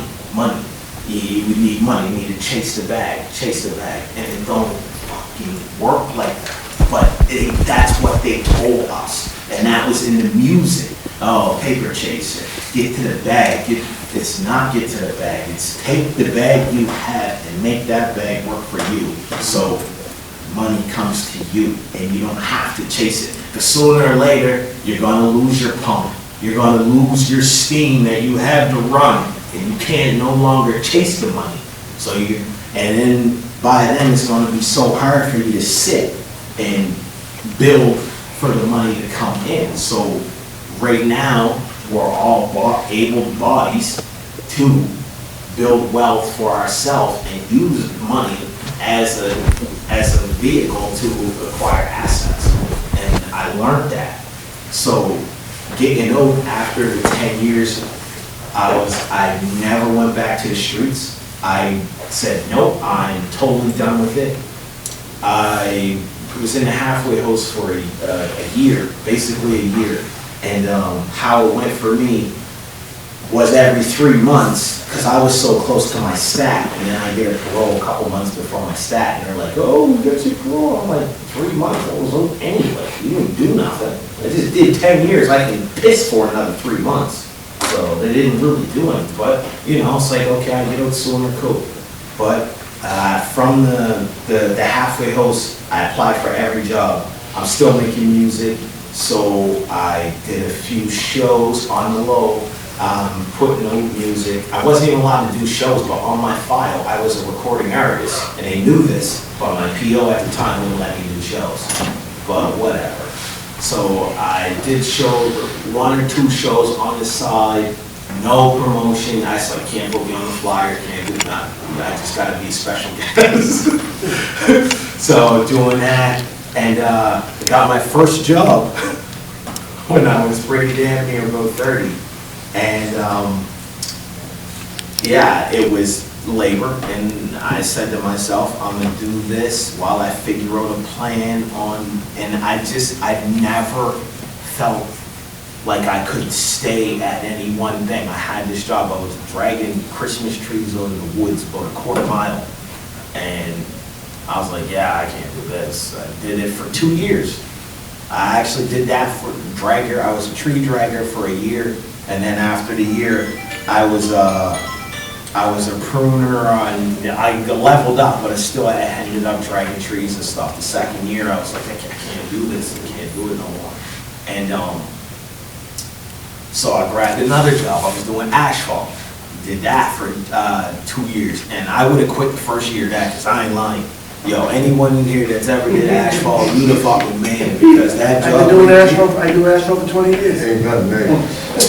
Listen, that get different, bro. Every day I wake up, I look in the mirror, man, is today the day you quit? Is today the day? And then I did that for 2 years, and I only did it the second year. Well, the first year I only finished it because, you know, one of my dads, he got me the job. I said, I can't quit on you. I can't quit on you. So when the season was done, I said, I'm done, right? I said, I'm done. And then the next year came by, and he's like, yeah, you did a good job last year. We need you. I was like, I can't do it. He's like, they're giving me $1 more. I was like, sure, I'm in. I'm in. In hindsight, we're like, yo, why do you do that? But it builds character, though. Like, when I first picked up the tamper, man, listen, it wasn't that tamper easy. That one banging the sides. Oh man, I said to myself, yeah, as soon as I put this down, I will never pick this up ever again. I don't care if they say you're the tamper. I need the bathroom. Something. No. But anywho, I did that for 2 years, and then I was like, okay, I need to use my mind on helping people, on helping others get out of the fixed mindset, because what I'm doing now, I can't do it, man. I can't last, man. I can't do it. I said, this is too hard, man. And you got some co-workers, you know, that get on your nerves, and it's like, it's not like I'm working with brothers, like, you know, I'm working with like a few idiots, and it's like, they're talking about just weird shit, and I'm sitting here like I'm eating my lunch. I'm like, what are you doing, man? And every time my dad drives by in the truck, I'm like, take me with you. Take me with you. Because I don't know, man, I can't do this. But anyway, after that, I said, you know what? I'm gonna give music my all. I'm gonna go in hard with this music. So I went in hard with the music, released the album, I think 2 albums or an album and a mixtape. Anywho, I got enough for a down payment on my first house. So got into my first house. And then I started, you know, I'm talking with the realtor. I'm getting vulnerable with the realtor now. So I'm like, okay, so how much I need for the next one? And like, okay, if we keep this and we rent this one out, and how much down, you know, for the next one, and what's with the taxes, tax bracket, and you know, like for a multi-home, is it the same? And you know, just land, how much does that cost? Just going in with the realtor. So we ended up selling our first house and got it in the the housing crash, like right around COVID. That's when we sold our first house. And first house was what, a 2-bedroom bungalow. We had a basement, you know, I redid the basement by YouTube videos. I said, I can't afford to pay nobody to do my basement. Sweat equity. I do it myself. Every pay, I grab some 2x4s, just stack them up, you know, whatever the supplies I needed, every pay, grab a couple here or there. And I kept saying to myself, Rome wasn't built in a day. In every situation I got in, I had like a mantra that I would say to myself, like when I got sentenced to the time, and I'm like, bro, you'll get through it. Your ancestors been through worse. Your ancestors been through worse. If you can't get through this, you's a punk. Like your ancestors, and that's, I would just say like every situation, dragging trees over the woods, like bro, it's only 2 steps. 1, 2, it's only 2 steps, 1, 2, it's only 2 steps. And there I went a quarter mile with the trees, and I just do that. It's only 2 steps. And every time I have a mantra to every single thing to keep me going. And it's not, I don't like being stagnant, because when you're stagnant, you're going backwards. Because there is no such thing as being still. Because when you're still, or think you're still, the world's moving. The world's moving. Everything's going. Look at the city. Look at everything. They're taking from us. They took Africville, Beachville. They're trying to take up home. And how they're weaving in to up home is they suck us in with, oh, we'll run water, well, you know, roads. You just gotta, you know, make it HRM. You just gotta do that. And then all of a sudden, it's like, I don't even know these people here. Who are you, bro? Then you got, oh, we'll bring buses up. You just got to do this. You got to do that. How the fuck can you have a lake there that they can take water from, but we can't swim in? Exactly. Like that don't even make sense. But all around Nova Scotia, every other lake you can swim in, but that one. Like, come on, man. Really? Yeah. Like, come on, man. And they just weave in, and then, you know, like they had us old Beachville. Oh, go deer with the rocket dot. Go deer. Yeah. Okay. So then they see the value. Oh, well, we'll take that back from you. Same with Africville. Now, if all the houses from Africville were still there, people built their houses, bro, that's fucking Harbor View. Each property down there, each little lot, that's at least $2 to $5 million. They give them $500. Some people got bulldozed, bro, while they were in there. And jump out the window, bro. Like, it's weird, but it's the same thing in the city now. They're building, and they take from us, they bring in, and there's not, I'd have nothing against foreigners or anything, but what I have is a problem with the government and how they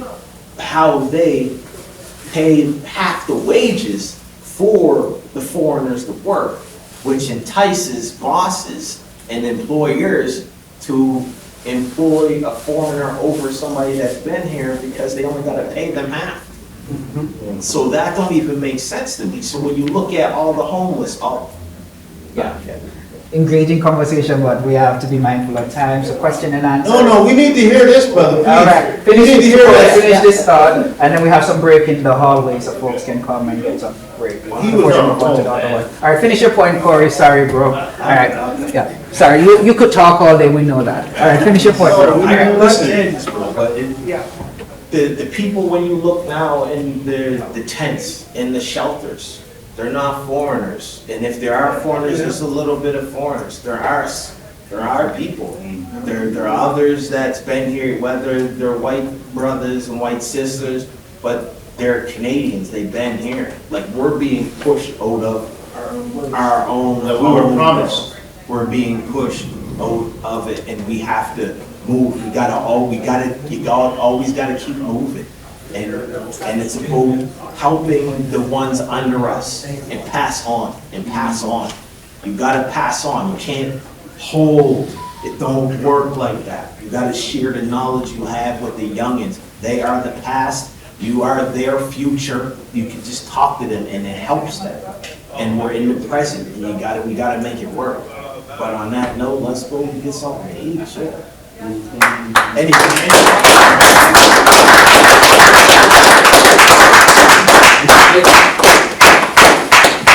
got any questions? I got one question for you though. At like through your whole story there, at what point though that you really hit you that, man, I really gotta change my life? Sitting with Blackie playing chess. Watching them young guys come in, 18 years old, and being happy to be in prison. And it's like, what's up? I'm here. I did this, I'm like, oh, fuck, man. Oh, no. And then just over the time, like I said, I have a mantra, and it was build my body, build my mind. Build my body, build my mind. You get through this, your ancestors been through worse. How the fuck you can't get through this? I'm listening to you though, because I know maybe like you know me my whole life. Listen to him though, right? I'm still living that same fucking lifestyle. I'm tired of it though. I'm still living that lifestyle. I've been incarcerated. I've been in back cases. I've been, you know what I mean? I want to be able, you know what I mean? The fact that I created the best short film of 2022 because like that was my calling, photography. But I'm still in it, dog. I'm still 1,000% in that lifestyle. So not that I want to be in that lifestyle, just because I'm here and I'm here, bro. I don't like, you know what I mean? Never had no guidance my whole life. Never had nobody like being around a bunch of people that are successful. They ain't a part of me. You know what I mean? So like, no matter how much I want to be different, I find myself, like you said, like you go with what you know. Like, you need to make that money, you hit that block, right? That's why I feel like I'm the best at it. Yeah, what is it here that's big when you stated? That's what is it the money? I don't know, bro. That's what obviously you know you want to go the right way. Yeah. It's just like I just feel like I made myself work. Maybe work. I don't know. Maybe my work. Maybe I feel like I'm not working. Oh, you're definitely working. Right? So I've been formerly incarcerated too, right? Previously. You got the jails on the, you know what I mean, on this thing, right? And thank you for your message because it's a lot to unpack. And you've been through a lot, brother, you know what I mean? And we want to support you, right? I'm from the Union Square community, you know what I mean, my cousins and stuff. But coming out, what advice do you have to give? And like, because it's a struggle, you know what I mean? Like I'm sacrificing certain things, not my values, my core values, but I'm giving up little things, you know what I mean? But hopefully for a bigger picture, you know what I mean? So I'm just wondering if you got anything to share. You know what I mean? That's the first thing. And the second thing is just like us as black men to achieve black excellence. Because you've done it. And I'm here, you know what I mean? I can see it and, you know what I mean? I know your story and we're with you. And there's a lot of traps. I don't know, just something like that along those lines. Honestly, bro, take advantage of the time you have. Like when you're in there, you don't pay no bills. Well, you do pay the cable bill and, you know, the welfare fund, you do pay, but at the same time, you're not paying a lot. So take that time and build your body, build your mind. Do your push-ups, read books. And if you have a date where you're coming home, prepare for it. Write it down and don't fixate on a plan because they say you want to make God laugh, show them your plans. Just have bullet points of what you want to do and what you want to accomplish because there's always going to be curveballs and everything thrown at you. So take that time that you're in there and put together your plan. And don't think anything is too stupid or too crazy or too out there because if you're not afraid of the plan you have, it's not big enough. So you need to have a big plan. Think big. Think outside of your community, think global, because the thing that we have in our hand right here connects us to the world. So our world is bigger than what we grew up in. What I grew up in, the world was way bigger. Because when I went away, I had a Motorola Razr. And I came home to this, and it's like, wow, you mean I can message like and FaceTime? Man, I seen this on like Total Recall back then, like it's crazy. But just have a plan and execute it, and always ask for help. Be vulnerable, because it makes you stronger. Vulnerability makes you stronger.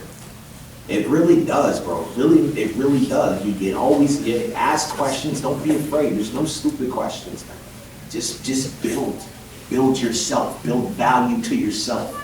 Whatever you want to do, build value to yourself. Start at the ground. If you want to be a photographer, when you're inside and you don't have a camera and stuff, okay, get your people to photocopy you off stuff in letters, you know what I mean, to send you, cameras, good cameras. Like, just do research. Do research when you can do it. Whatever you want and you can't touch it, learn.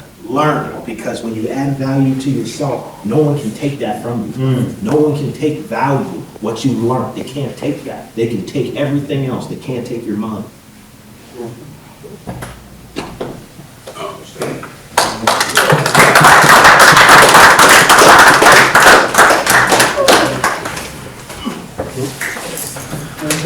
The weight of success. Success is very weighty. The weight of living a life with integrity. I know I have to be very disciplined to make sure I honor my vows in marriage. That's a weighty thing. To be responsible, to feed children, to pay bills, to protect my, these are weighty, they're normal things, but they're weighty. You feel them. And so those are some things personally that we can carry, those are weights that we can carry. But I shared a few. Does anyone want to share just what are some weights personally that you carry that challenges shalom in your life? Okay. It's being black in North America.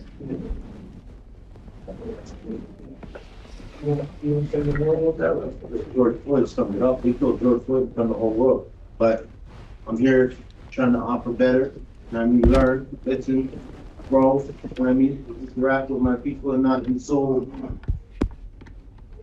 Sometimes when you're black and you walk into an environment, everybody's like, they're watching you and like, you know what I mean? So I just feel like, and even a lot of my cousins, they don't even know that they're cousins. I think if we did know, we wouldn't be so quick to grab a gun and just, you know what I mean? I feel like as black men, we have a responsibility that we gotta get ourselves and our communities and our families. We gotta put that priority first. That's my, God first. Yeah. That's a good thing. The weights that we carry are not only personal, but they are there's systemic barriers, there's collective trauma, there's collective grief, there's violence and the things that you just mentioned. There's various things that are weighty in our lives, but I want to hear from you guys. Anything else, whether personally or communally, that is a weight? I think a lot to talk about anxiety because anxiety is increased when we don't speak on this and do something about it. Like I did not know that there would be vulnerable. I thought it was told it was telling me anxiety, but I'm thinking something wrong with this. I shouldn't have anxiety over this. But cameras are in here, and so I'm gonna go look at you or something and see me saying it. I did not expect that. So the person who brought the camera in said, "What do you want to see?" So what's going on? Can you explain the camera stuff for me? It's causing me anxiety. Of course, there's something wrong. So it doesn't seem to be causing anyone else anxiety. But I did not know it would be on camera. I would defer to the organizers on that in terms of the camera. Yeah, I don't know if that's it. Yeah, actually, Yeah, wait for you every combo. This is my first time here, so. Yes, okay, thank you. Okay. It's only the catches that for like next year, I'll make it better. All right, thank you. All right, okay. We got you all brothers. We got you. I'm good. Yeah, that's what I'm saying. We got you. All right. Okay. Did you have something or you? Oh, I mean, this is what's been evolving on it.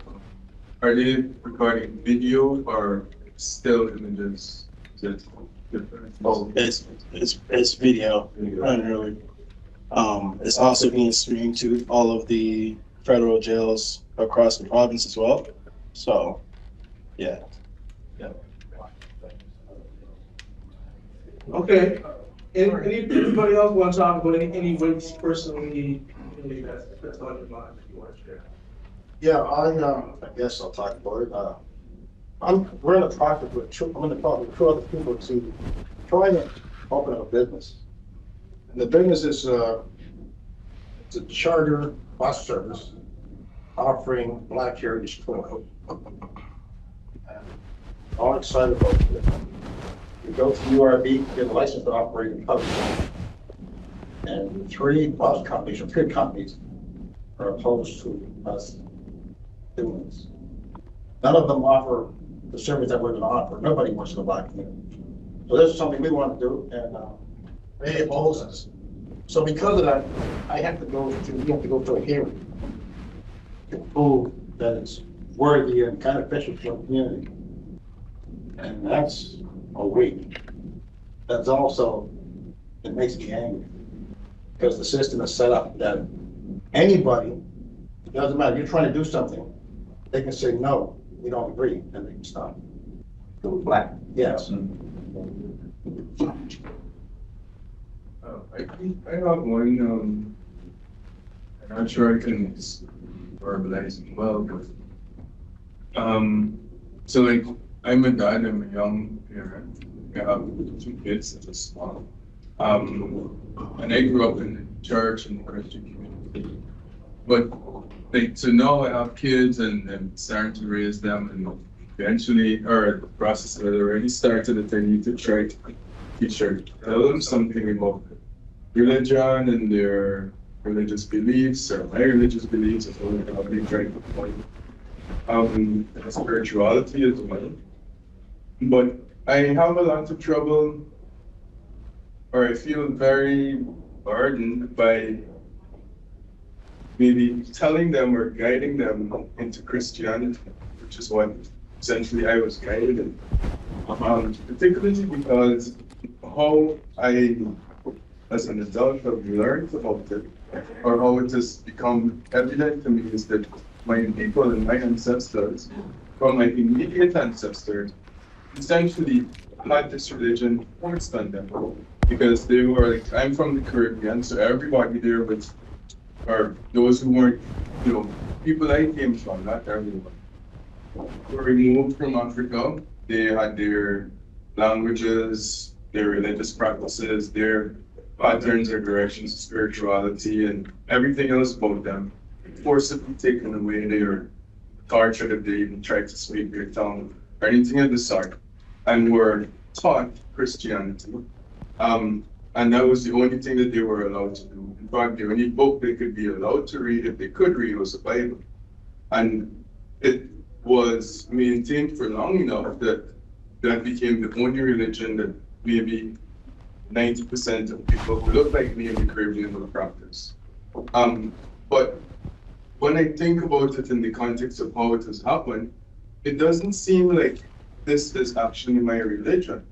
It seems like this is all our people know, because this is what they, after 2-3 generations of being forced to do this, those who are alive, that's the only thing they can see. They believe that that is what they should proceed with. So for me, it's quite burdensome to think that I will feed this thing to my children that has been fed to me, but quite possibly it's actually one not meant to help me, and was only given to my people because they were in bondage. And in the context of being in bondage while receiving it, and having everything else that was given to them during that period of bondage being done essentially to weaken them and prevent them from escaping bondage, it seems like I'm giving them something that potentially is harmful to them. And I'm not sure how to reconcile it.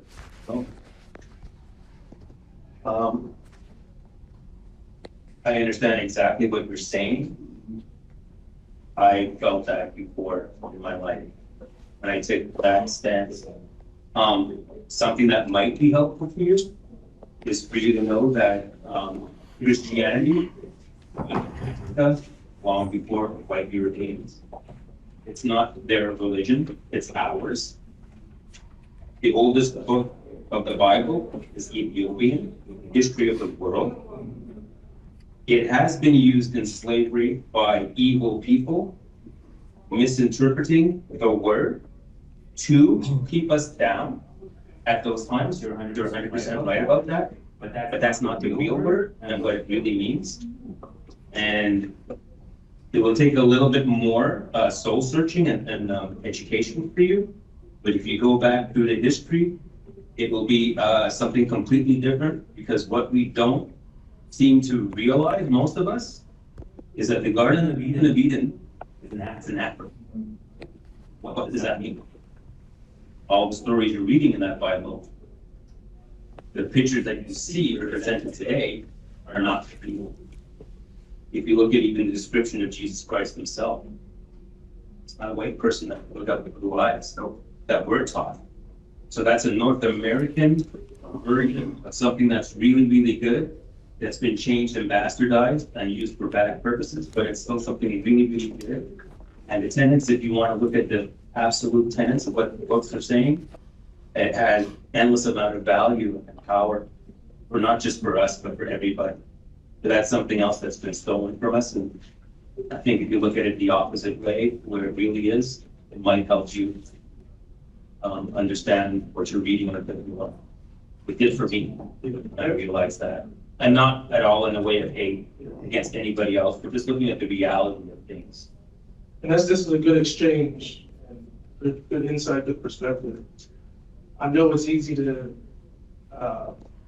conceptualize these types of conversations, and again, all of our burdens are different and we carry different things. However, I do want for this session to not be as cerebral, but more introspective. And so I'll share a burden I carry personally. And I know sometimes the video can be making it a little uptight, or like probably will be exposed. I'm gonna be in the shade room after that. But I know for me, one thing that can disrupt so long in my life that has been a struggle is lust. Lust. And lust manifesting in pornography use, infidelity. But even just like as Black men, a lot of us have not inherited good, healthy sexual relationships. That would be my story as well. And so trying to live up to my vows, but also struggling with this burden of lust is not easy. It's a struggle, and sometimes, again, where lust becomes problematic for me, it's another my intimacy with my wife, and that is a daily struggle in reality. And I think it's as men, we're honest. We're all gonna settle up.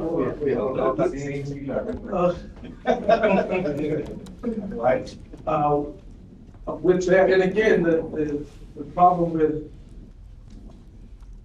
certain burdens that become problematic to me, again, this idea of peace and shalom is ultimately it has a negative consequence. It has the opposite effect. If shalom is to bring wholeness and completeness, these types of behaviors move you away from the more destruction and antisocial behavior, shame and guilt, all these perpetual things that can happen that keep us bound, and not necessarily the freedom that I think shalom is to offer, but ultimately what we can become within our spirituality. So that's I'm stepping up and sharing a little personal thing, because this is for this session. I want us to be thinking introspectively, and I know sometimes as men it can be hard. We often, generally speaking, we can compartmentalize everything, and sometimes that is a survival instinct, but we have to sit it over there just to be able to do this and take responsibility for that. However, if we don't revisit those things we compartmentalize, our life becomes scattered. There's just pieces of us everywhere. And spirituality is to come make you whole again and bring those things back into order. And so, I see you raise your hand. Okay, yeah, thank you very much. I'm happy to be here because when I see Black people, I feel I'm home. You know, so I got here about a year ago. I'm from Nigeria, and because you talked about burden, weight that affects your peace. You know, so I am a foreign trained dentist, and you know everybody wants to leave that area and then move to Canada, US, because of bad government and things like that. So my wife came first, and then I brought the kids. So when I got here and you know to fit into the system was a big challenge, and even till now it's still a challenge. You know, now as a dentist, I thought I should be able to work and get some money to pay my bills here, but it's not. That's not the case, right? I came here and I applied to different dental clinics. I am a level 17 dental officer, and I thought it would be a bit okay. You know, I brought some money, paid rent and things like that, and then 2 months into my stay, there was no job, and what's going on? You know, and I told my wife, don't you think I'll go back because my job is still there? My wife said, you cannot go, you are here now, and then you have the kids, you have to go back. Because you talked about, because it's a practical question. You know, so I said, how am I going to cope? I applied different places, and they tell you go and do, go and write your exam. I know, of course, you should do your exam. I was thinking, you should be able to fit into, even if it's a dental assistant, you know, something like that, you should be able to fit into it. And then work and get money, you know, without money, and you pay bills. And then I kept doing that, and then eventually I got a PA, you know, personal patient attendant, and then home care, and I've been battling. And then sometimes when I see that, I ask myself, sometimes, what I can do? You know, and it's a burden. When I think about it, it's like, I should go back home. But when I go back home, what about my kids? How am I going to do them? And it's a burden. Each time, even when I'm sitting here now, I was thinking about I want to go back. I want to go back. But so it's a big burden. I don't know how I can come out of that. Thank you. Appreciate you sharing that. So the reality is we're all carrying various burdens, pressure that is impacting our sense of peace. And what I want to do with the rest of our time is to take some time reflecting from your perspective. I'm going to go through this handout that's in front of you, because it's a spiritual discipline, a tool to help just reflect what are those areas. It's an opportunity to feel what you're feeling. Oftentimes, as men, again, we have this tendency to suppress, to not release those feelings. And when we don't release our emotions and how we're really feeling, it tends to get released in counterproductive ways. Because emotional reactions to things have to come out, and if it doesn't come out healthily, it'll come out destructively. And so this exercise will be a good way to healthily release and think through what are these burdens, what have I been navigating, but also a way of looking forward into those things. And so I'm going to explain the activity, and then for the rest of our time, we're going to work on this. And again, like I said, spirituality only works if we do it. So this exercise is going to incorporate silence and solitude. It's going to incorporate stillness and reflection. And so that is the environment and atmosphere that we're going to create here. You can feel free to do that exercise in here. If you feel like you need more shalom by going up in the hallway, you can do that as well. But I'm going to explain the activity and then we're going to do it. And we're going to take some time to work through this time we have remaining. And again, even if you don't get through it or you have a lot to say, again, this is a practice. It's not one time. Let me just give you an exercise. It's a practice that you incorporate in your life to help you deal with, again, those burdens so that you can be a person of shalom. And I think when we are people of peace, we bring that peace to our communities. We bring that peace to our family. We bring that peace to the relationships we are. But we can't bring something that we don't have. So how do you get that shalom? How do you restore that peace? You examine yourself. And so this is what the exercise is called. It's called the Grand Examine. And so I'm going to walk through it with you.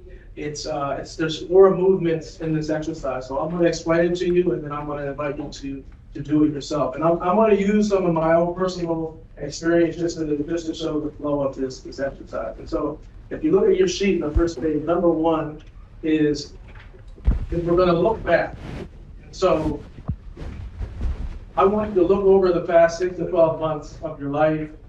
And there's just some prompting questions that you'll see there. What significant changes have come your way? What have been your greatest breakthroughs in your life? Again, you don't necessarily have to answer every one of these questions. It's just a way of prompting you to be able to look back and examine the past 6 to 12 months. And so I'll give you an example with me, something that has happened to me in the last 6 to 12 months. I left my job in ministry full time, and then I ended up taking a private sector job at Halifax, and also I'm pastoring part time. So I'm doing both. First time I've done that in a long time.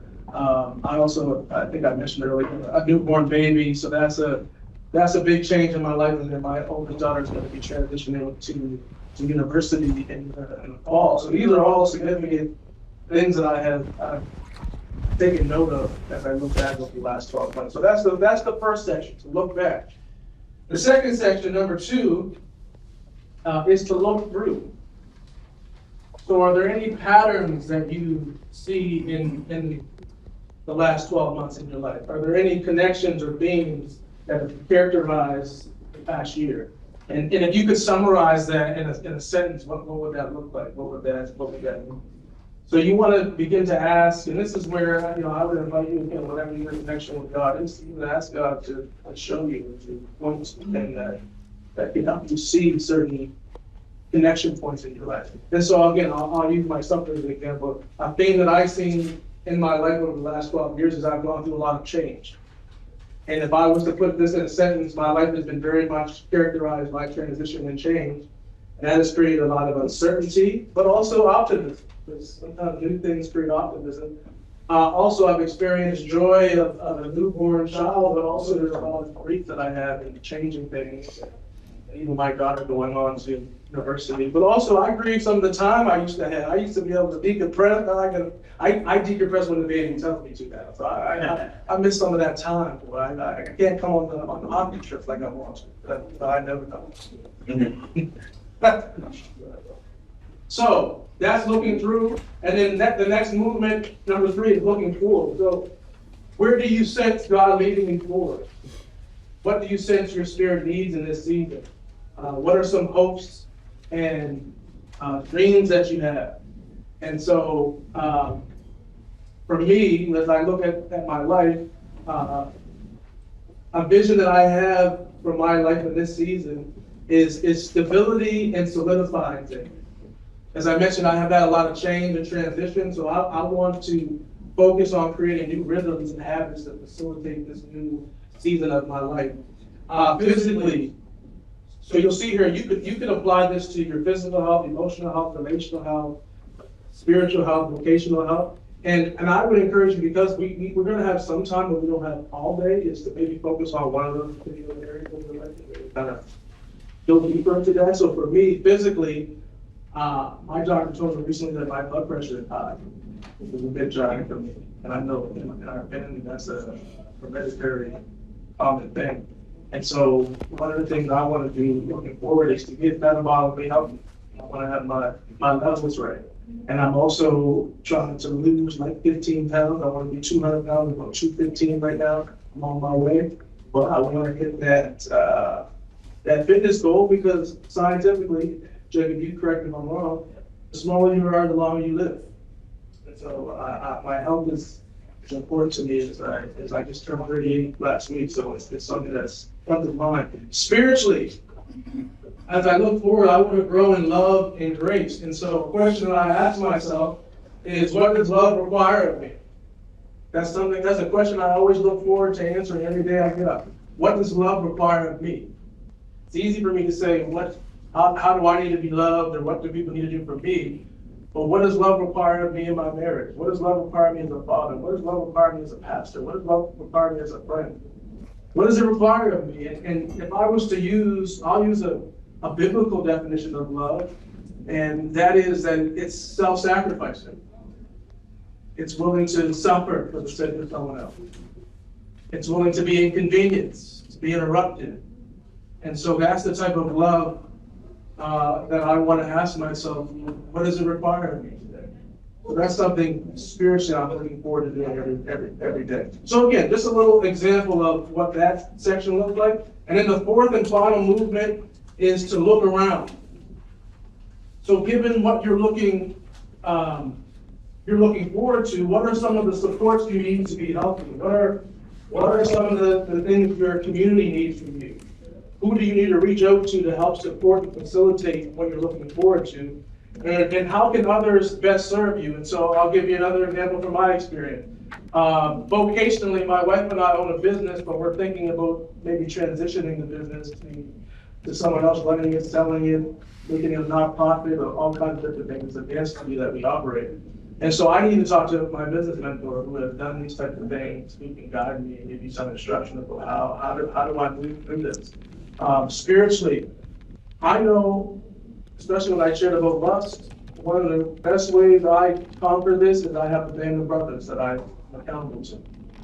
And we're accountable to each other, and we sharpen each other in our spirituality, in our integrity, and our faithfulness to the things to the relationship that we're committed to. And so I need a community, and I think that's true for all of us brothers. We need other brothers to support us on our journey. If you want shalom, if you want like something else, then maybe you can just grind and figure it out yourself, which I would make the case that it's hard to have real peace when you're just trying to keep all by yourself. The burdens are too heavy to carry alone. So for me, a band of brothers is something, it's the support I need. Also thinking about the community, what can I do to offer my community? Well, one thing, again, I'm a pastor, so I help care for people and counsel people, but in my community in East Preston, the East Preston church, they had a bad flood, and the church is shut down right now. And so the congregation is actually meeting at my church at New Beginning.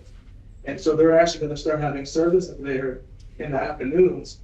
And now that I'm working at the church, I'm asking myself, well, I know they're using our space, but what could I do to help support them in their time of need? How could I help them in their transition of being displaced, but what the future may hold for them? Is there something that I can do to help support my community by helping the church that's in a kind of a tough situation?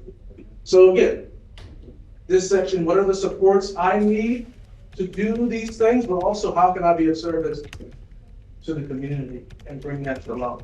Does that make sense? Any questions about this exercise? Okay. So again, I'm going to invite you to, I know some of you probably are here already, and we're going to take the next, what time have we done? Is it 12:30? We're done? Yeah, 12:30.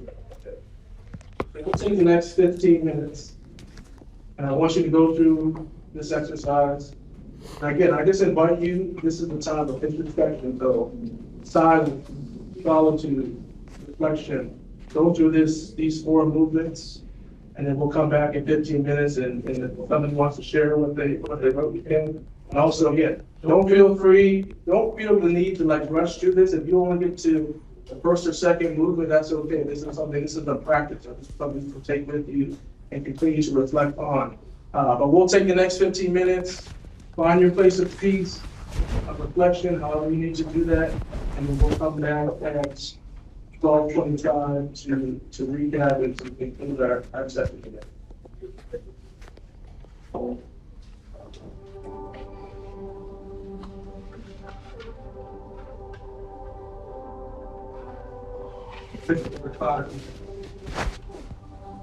Come back here.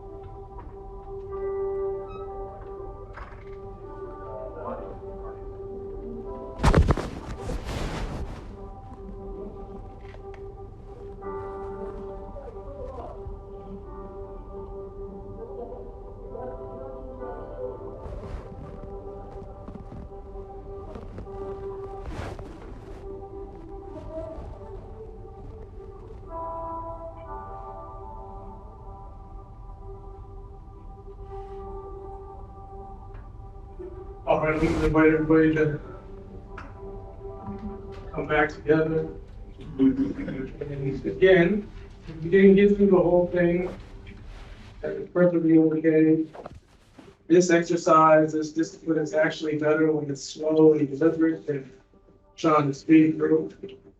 And I encourage you to take this home with you and reflect on it, finish it if you haven't, and also just practice. It can also be incorporated in daily life. It's also the daily exam and prayer where you just apply these principles in your day, rather than it's not. But it's a very helpful discipline and practice to have a sense of where you are, what happened, how have you seen God in your life, what are you looking forward to, but also how can you be of service, and also what's important to you.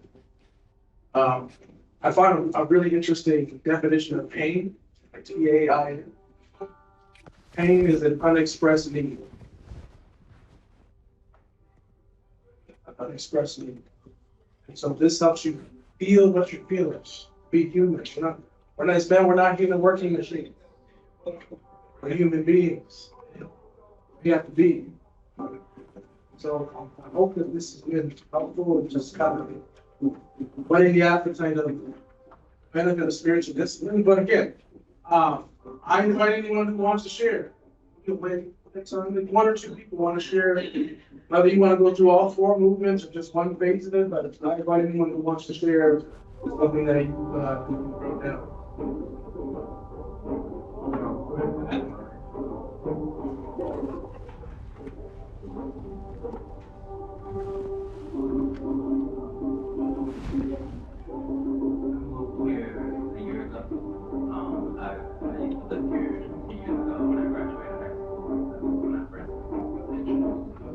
Can you speak up a little bit?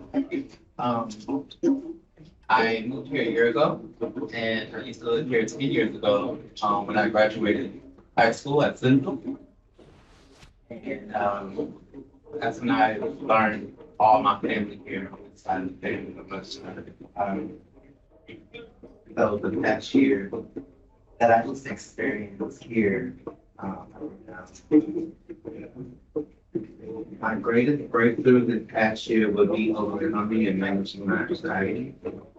Spirituality has grounded me until that is my church that one of my greatest struggles have been really difficult for me. So brief? I wrote a word on my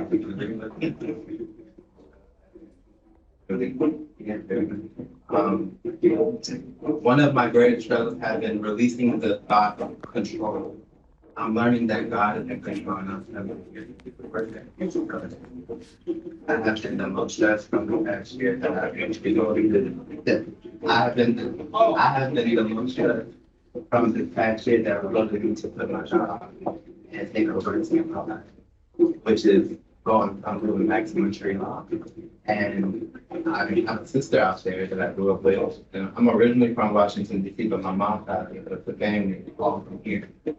And me and her don't have no direct core relation to our family here. So I came here to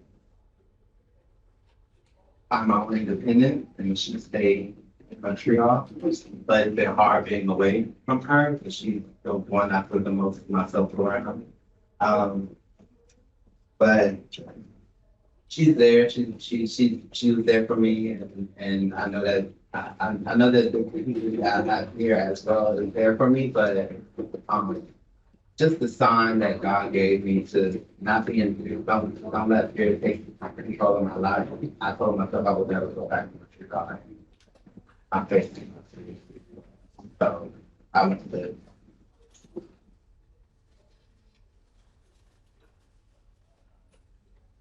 Like the anxiety what's been hindering my life for years. I've learned to speak up for myself as much as I could.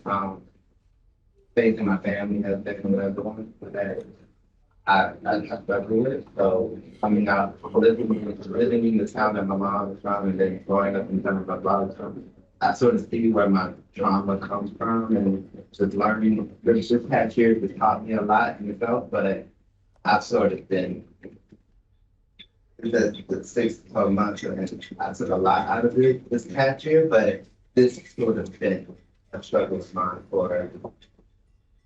It's gotten severe to the point. It's like been 4 years now, and I stagnant. And I wouldn't advise anyone. I would. I'm taking control of my life. I'm doing things that usually what I would like run away from doing, but I don't want to live my. I just hit 30, so I'm like I don't want to live my life the next decade of my life doing that. So even coming here today, I had a couple of moments with myself that's something new, but. I think Appreciate your courage. Thank you.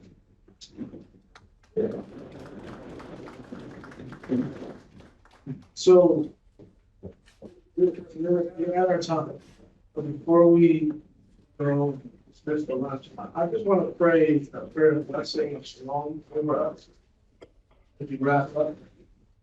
Also, just to encourage you that on the other side of pain, on the other side of stress, on the other side of grief, is where the shalom is. So remember that it's worth to release that pain, it's worth to release that struggle, it's worth to be honest with yourself and others, because on the other side of it is the peace that we all desire.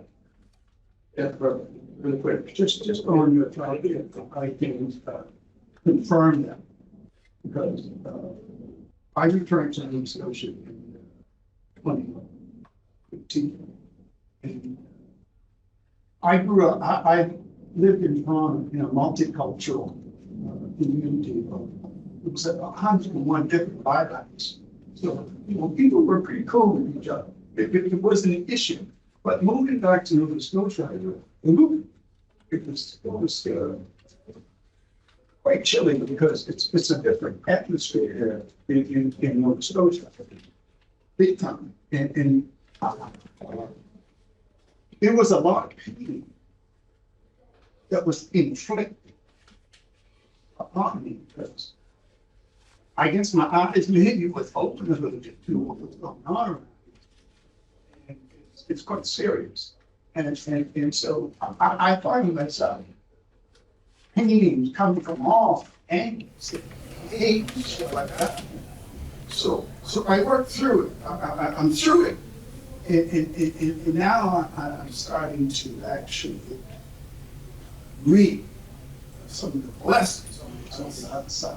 It's for real.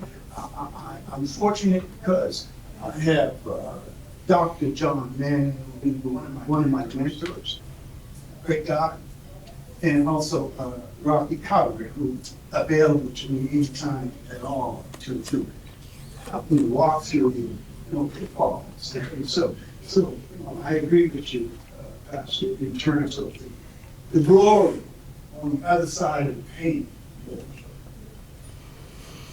You got the last word. I know. I'm saying what you guys are saying, and what happens in life is sometimes you're already dealing with traumatic stress, stuff like that, and you have something like grief that comes along on top of that. I know you're saying, you know what I mean, that spiritual stuff and get there, but sometimes you need to kind of find ways to get to that. That's really tough.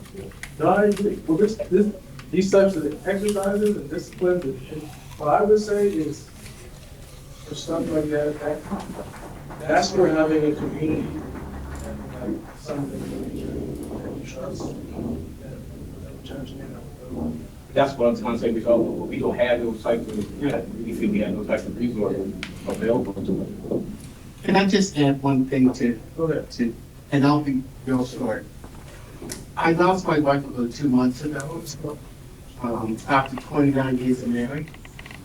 And I knew it was going to be very, very tough for me to go through that process. So I took it upon myself to do some grief counseling. And I think that's one thing that we as black men are afraid to do is seek professional help. So I encourage every man here to seek that help if you need it. I just wanted to say that. All right, let's pray together. God, we thank you that by your grace and through your love, you have poured out your shalom on all creation. And we ask as we leave this session that you would fan into flame that peace, that joy in the midst of, that we would have resilience and perseverance, and help us to be at peace in our own souls, in our own hearts, in our own minds, in our relationships. You know, as we take those steps day by day, as we embrace and enter the arena, whether that's grief, pain, overwhelmingness, anxiety, depression, even just whatever weights we're carrying, God, we ask that you would come and help us to lift those. Would you bring and give us your strength and your shalom to have peace even when the storms are raging. And God, we pray that as we reflect and we release and we become, your shalom becomes more evident and real in our lives, God, would you use us to be vessels of it in our communities, in our society, who so desperately needs peace and tranquility and a sense of wholeness and completeness. God, would you use us as men to be lights and witnesses in the communities and the relationships of those around us. And so God, as we leave this session, but never from your presence, may your shalom go with us. We ask this in your name. Thank you, brothers. Shalom. Blessings. Enjoy your lunch. Lord, bless the food. We heard that word so much, so meditate on that. Society over the course of the last 450, 500 years. In 1500, there was no such thing as racism. It's a colonial construct. And that construct is designed so that it would put people like us, black and indigenous people, at the very bottom of the social economical scale. In order to have racism, there has to be a construct of superiority, and that superiority is designed on targeting people or a group that they can exert pressure and power over. That's the people that they feel are inferior. Racism cannot coexist in an environment where everybody believes we're equal and everybody is treated equally. It can't exist. So racism is about two things: power and control. And don't get it twisted. Black people cannot be racist. We can be discriminatory. We can be prejudiced.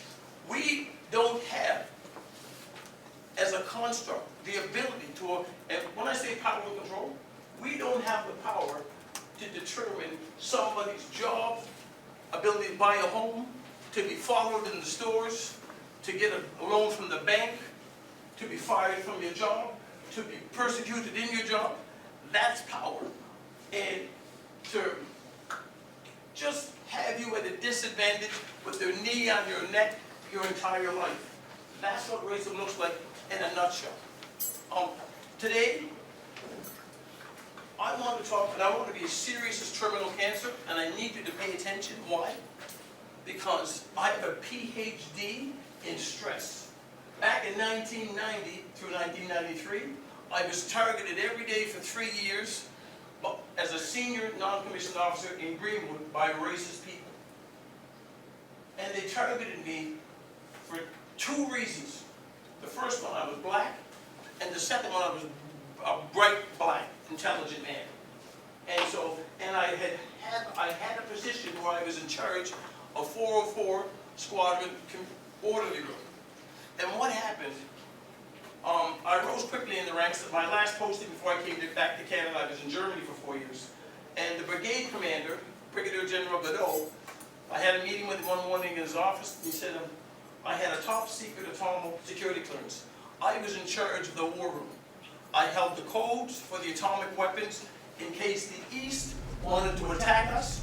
It was my job to go in that room, open the safe, get the myriad machine, so that the general could push the atomic button to wake people up. That was my job. So, as a consequence of having that job, after 3 years, the brigade commander figured out to go and for a meeting in his office, and he wanted me in September of 1989. He wanted me to stay for another year. And I indicated that I had 2 small children that were 8 and 10 at the time, and my mother was in Cape Breton, and I've never seen them in the last 10 years. So I wanted to go back to Nova Scotia. So the brigade commander said, well, where would you like to go to? I said, well, ideally, I wouldn't mind going to, I said, there's a regular base in Sydney, but I think it'd be more appropriate if I went to Greenwood. Be careful what you ask for, you see. Because sometimes you're asked to go places, you think you're going to heaven, but they're sending you to hell. So I went to Greenwood, and my family, and the first month we had to live in Brewer, because the PMQs, there was no room there at that time, so I had to wait roughly a month. I went there, and I went initially to the pub section at 404 Maritime Patrol and Prep and Training Squadron. And when people have good karma, it jumps off. But when people have negative karma, equally, that jumps off. So, I didn't get a good feel from Jump Street, but I'm not one to take on anybody else's problems. And by that time, I've been studying martial arts for probably close to 20 years. And I studied Taekwondo, Gaucho Karate, Kung Fu, and Judo. And so, I'd achieved good standing in all of them, and I mastered all of them. I had a 3rd-degree black belt in Taekwondo, a black belt in Gaucho Karate, red sash in Kung Fu, and a blue belt in Judo. So, I was able to look after myself physically. And by virtue of that, every day I studied transcendental meditation. And today, I'm going to give you that gift as well. And transcendental meditation, I used to do it in the lotus position years ago. I don't have to now, I do it walk. When I get up, I thank the Creator for opening my eyes, because I walk on the shoulders, I stand on the shoulders of our ancestors, of my brothers and sisters. And so, I'm not here by virtue that I am the entity. I want to give the grace to our elders, to our ancestors, and to the Creator. That's why I'm here. And when you hear my story, you'll understand that I'm not making this up. So, the first year I'm in Pulse, and then I'm going to get to the kernel of the thing I'm going to introduce to somebody in this room that's going through an issue as we speak. My 2nd year, I'm given the promotion to, I'm the chief clerk instead of in charge of the squadron orderly room. Got the young fellow working for me, his name is George Penny. Takes me to the back office, it's such a lot of patience, because there's something here that's been disturbing, and I wanted to tell you, but I couldn't a year ago. But he said, you've been good to me, you take me under your wing, and I'm learning from you, blah, blah. So he says, our captain, I had 7 staff. I had 4 white ladies and 3 European people that were military. The 4 white ladies were civilian. And they used to have a meeting every week at the captain's place, who's my boss. The captain tells me before I get there in 1990, we're not having no more meetings at my place, because I don't want to have a nigger in my house. So I'm there for a year now, so I'm learning this a year after I'm in the Blue Blood Clan. You feel me? So when I hear this, I said, okay, I'm going to deal with this appropriately. I lose my cool. Because when I was 13, I prayed to the end. I used to get bullied by my older brother. And I said, God, you know what? I said, lose my mind. I said, I want to learn Kung Fu, but I don't want to hurt nobody. I want to learn to defend myself. But I made a promise to God that I wouldn't use it to harm people. So with that in mind, and going to Greenwood, my dad told me as a boy that pen is mightier than the sword. And I said when I was a kid, Dad's nuts. I said, you know, I can fight. So I said to myself, I got 2 young black kids. I'm not a sperm donor, I'm a father. So I can't bring my kids up if I'm in prison. So I got to lead by example. But what I was doing, I was taking in this negativity on a daily basis. They'd come in, 54 of them each day. There was 162 in the squadron. They'd give me looks of disdain and contempt. I said, yes, can I help you? No. And I said, well, if you can't help me, you got to leave. and I thought I was dealing with it. You understand what I'm saying? But internally, I was smiling on the outside, and I was ripped to pieces on the inside. And so, I'm going to say September, I wrote a 5-page memorandum to my commanding officer explaining that I'm dealing with racism in the institution. But he was a racist. So, in 1991, in July, I left, took the day off, and I came up to Halifax to see Ann Derrick. Ann Derrick was an up-and-coming lawyer. She did the RDS case back in 1991. The police that alleged this young black guy had attacked a woman. She said it's not uncommon for the police to lie on young black people. But anyway, so I go back down that same afternoon. My commanding officer has a 5-page rebuttal wherein he says, I've interviewed the 54 people that you complained about, and I don't see, there's not a shred of evidence to support your allegations of racism. Mind you, here's the problem with that construct, that scenario, and that narrative. Some of them were in Ireland, New York, Newfoundland, Scotland. It would have been impossible for him to have interviewed 54 people in 3 hours. You feel me? So, see, when you think that you can put your knee on somebody's neck, you can do whatever you want, in theory. Now the devil's telling me, because you know what? The devil over here, he talking, I hear him loud. Just snap their necks to biscuit burgers. But I said to myself, but guess what? I haven't been in jail since I left my mother. So I'm going to end up in prison. So by the end of 1992, I was so angry on my head, no table, I chopped it with my hand. I don't remember nothing like that. But I left, I was just, I'll be back.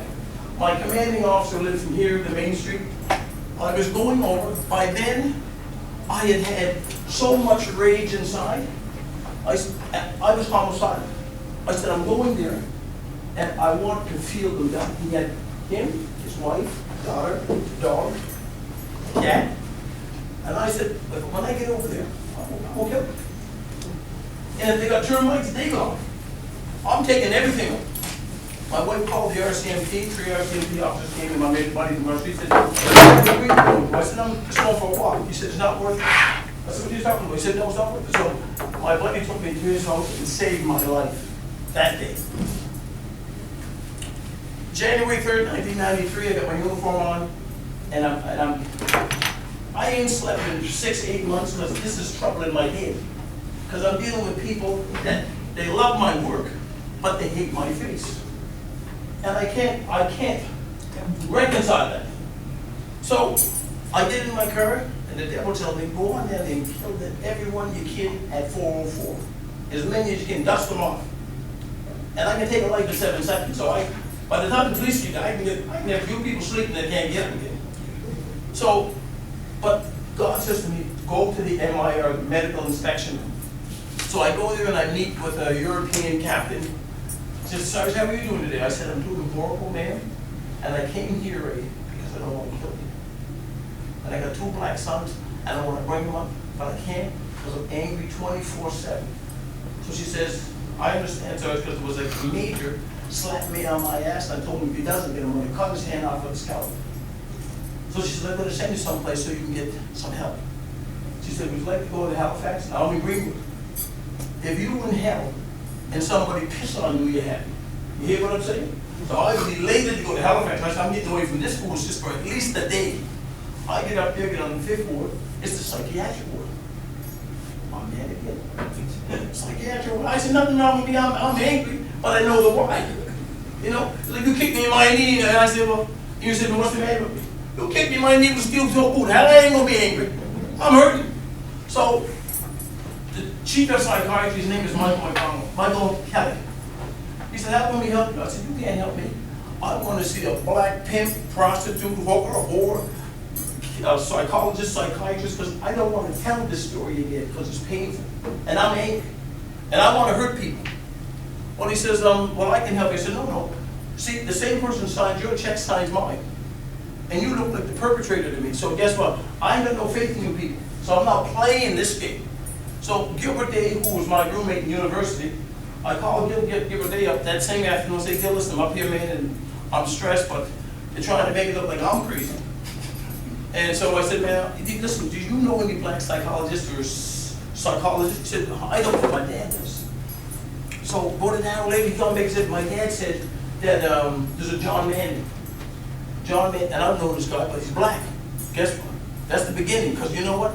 You need somebody that looks like you that understands your story, so you don't have to keep telling it and telling it and telling it. So I go meet this John Manning a couple days later. Much to my delight, his wife is Barb Miller from Sydney, from my community. So she knows my whole family well. So this is the beginning now of the change. John is, he's dealing with me, you know, and on the 8th of March, he writes a 5-page letter.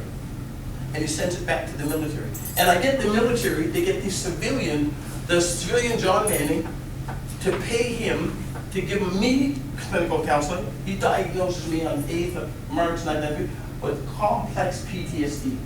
Now PTSD is one significant incident where your life may be taken, or you fear for your life. Complex PTSD is several incidences.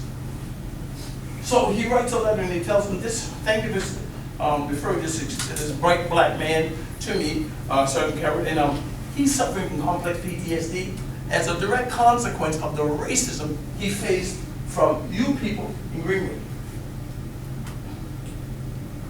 That's a turning point. For anybody that's facing racism, it's a turning point, because you know why? Now somebody believes you. Do you understand what I'm saying?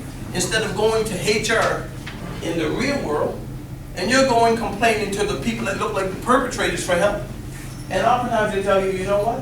At the end of the day, we've got no help, because guess what? Because they're just as racist as the people that are picking on you. You hear what I'm saying? So there's no salvation if you're too hot, you jump into a prawn-infested pond, that's your last swim.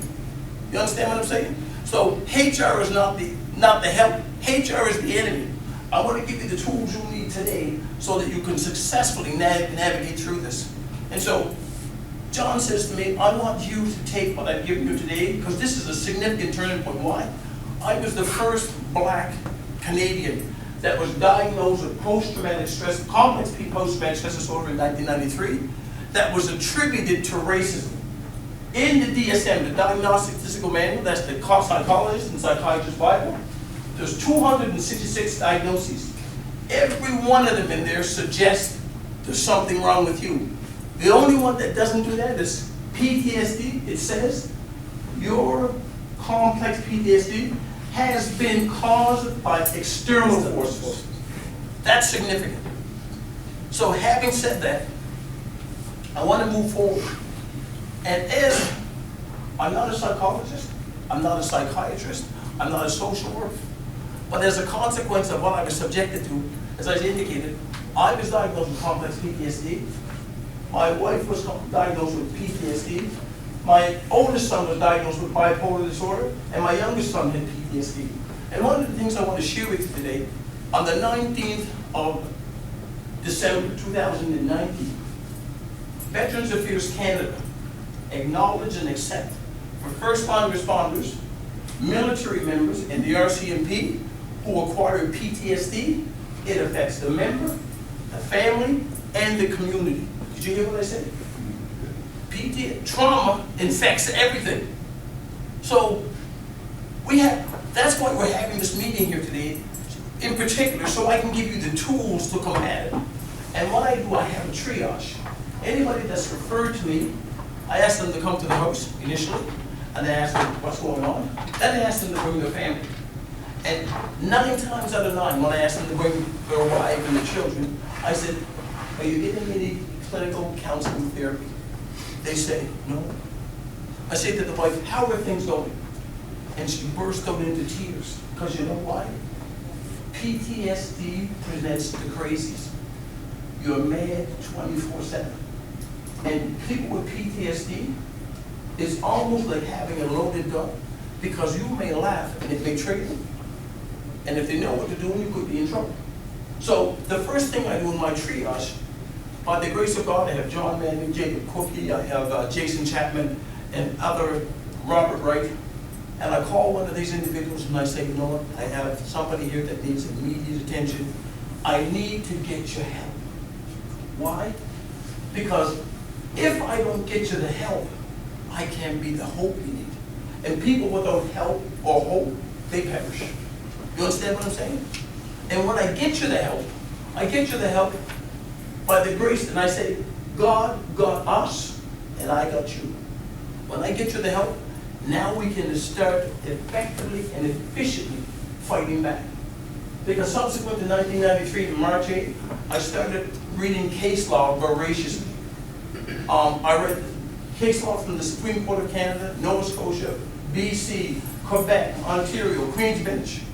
Then I started reading about PTSD, sexual assault, bipolar disorder, schizophrenia, the construct of PTSD. Why? Because you can't go fishing if you got no bait. I needed that foundation. If I'm going to work with people, not that I'm a psychologist, but I have to know the nuances that develop PTSD so that I can immediately begin to start to get those people the help they need. Because in some cases I've worked on for 8 years. And at the end of the day, if after 8 years I say, because I write legal briefs to the Canadian Human Rights Commission, the Nova Scotia Rights Commission, and as a consequence of those initiatives, one of my greatest, I think, blessings is the fact that I'm not a lawyer, that I'm underestimated. And so in 2023, I went to the Canadian Human Rights Commission with Maurice Carvey, who was an RCMP officer. He was first a police officer in Halifax. And I filed all kinds of briefs, and we got 2 sustained complaints, one for discrimination and one for racism. Then a union came in 2019. I asked the union, I told Maurice, go to the union, get them to file another complaint for racism. All 3 complaints were sustained, so they asked us to come to Ottawa.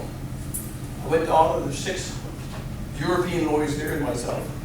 And the judge says, Mr. Cowardon, we're only prepared to give $20,000. And the lawyer that Maurice had, she agreed to work in tandem. She was with NPF, National Police Services.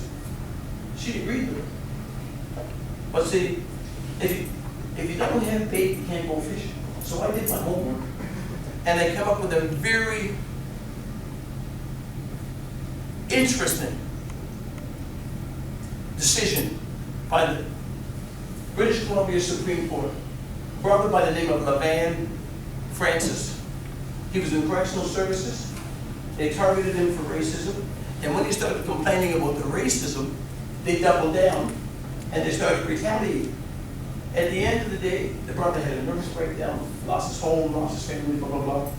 End of the story, on the 21st of February 2021, he got a whopping settlement for $942,000. Let me repeat that, $942,000. He's got the largest general settlement in this country, $176,000. And why? General settlement, what it identifies is that they tried to put you back to the place where you would have been had the trauma not taken place. The special damages were for things like, I think he was going to work for about 7 years. So he lost 7 years pay, so he was compensated. But I say all that to say this. That's why I say I get you the help, so I can give the hope. Because without that young man having the help, the money's no good to him, because guess what, he lost everything. You understand what I'm saying? So for everybody in this room, the minute you start to get attacked by your employer, the first thing I want you to start doing is documenting meticulously exactly what they're doing to you. Secondly, call the Brotherhood. Why? Because you need help. And what will happen, the Brotherhood, through Dwayne, he'll get you in contact with Dr. Millen, and Dr. Millen is the only, well, one of the only people, the only person in the Brotherhood that can get you referred to a psychiatrist or a psychologist. And why that? Because I need you diagnosed. I need to be able to present professionally what it is that's troubling you. And if the diagnosis is such that the racism caused you to have PTSD or whatever it is, when we go to court, that is irrefutable. And so that's when I put my package together to let them understand that there's cause and effect and there's accountability. If you want to mistreat somebody because of the color of their skin, you're going to have to pay. At this point, I want to introduce our brother, stand up, Lionel Beals. That's my brother from a different mother. Thank you. And the reason I've asked Lionel to come to Brotherhood is, and I want him here today, I don't want to put him on display, but I want Lionel to understand he didn't do nothing wrong, because he's a target of racism in the workplace. This brother worked for D&D as a civilian for 34 years. Last year, in June, by one of his supervisors, he was named Face of the Base. That's because he's kind, he's compassionate, he's friendly, he works with everybody, and they said, we want to showcase him. That was in June. But in May, a European lady, heavyset lady, that was local at the Cabeza, that's millions of nuts. She sends Lionel pictures of herself masturbating. Lionel didn't ask for this, but she sent them to him. He didn't respond. On the 8th of August, if my memory serves me correct, 2023, Lionel works out of Shearwater, but he delivers. So he meets this lady at base logistics in Halifax, and he goes in, he finds her crying at the table. So Lionel says, well, what's the matter? She says, well, Lionel, I'm behind $300 my rent. So she says, can you help me? Lionel says, I can't help you, but I have a buddy. I can call him, maybe he can help you. But it's pouring down rain on the 8th, I checked the weather channel. Lionel says, come over to my truck and we'll call. So they do that. The guy says, well, I can give you the money. No, sadly, I'm not going to say the guy's name, but I have an affidavit from him saying that that's exactly what transpired, nothing sexual. So he does that. A little later that day, she sends him another picture of herself masturbating. But then she says, everything's okay, I fixed it. But then a couple of days, Lionel gets a document from his employer saying that he's being charged for misconduct. Unless I don't even know what you're talking about. So the Brotherhood asked me to come in and represent Lionel. So I prepared Lionel what they call a power of attorney. A power of attorney gives me the authority to act in all matters that are related to this case under the law. The only place I can't practice law is in the Supreme Court of Canada and in the Federal Court of Trial. Any other place, I can do that. So I present Lionel with the power of attorney. We go to the meeting. We listen carefully to what's being said. And now I have the charge, but I also have, but at that point in time, I don't, do I have the charge? Yeah, but I don't have their cross-examination of the lady. So at the end of it, there's a francophone, chief petty officer second class, but he has a poor command of the English language. So when we finish, he writes me, and I can't even make sense of it, so I revise it, I send it back. And around the, I'm going to say, the 8th of November, thereabouts, we get the decision. It said 51%, on the balance property, 51% versus whatever, Lionel is guilty as charged. But now, here's what you have to understand. No money changed hands, not a dime. He didn't put his hands on her, not a dime. She sends him pictures of herself masturbating, but he's guilty for trying to help her. So, I get a letter back from the commander of base logistics, Commander Gabriel. Says to me, well, here's the findings. And I look and see from the initial charge, when they cross-examined the lady, she said that's not what happened. What had happened is that Lionel came in and found me crying, and he offered to pay me the money. What happened? Senior officers in D&D escalated it so that they could target this brother.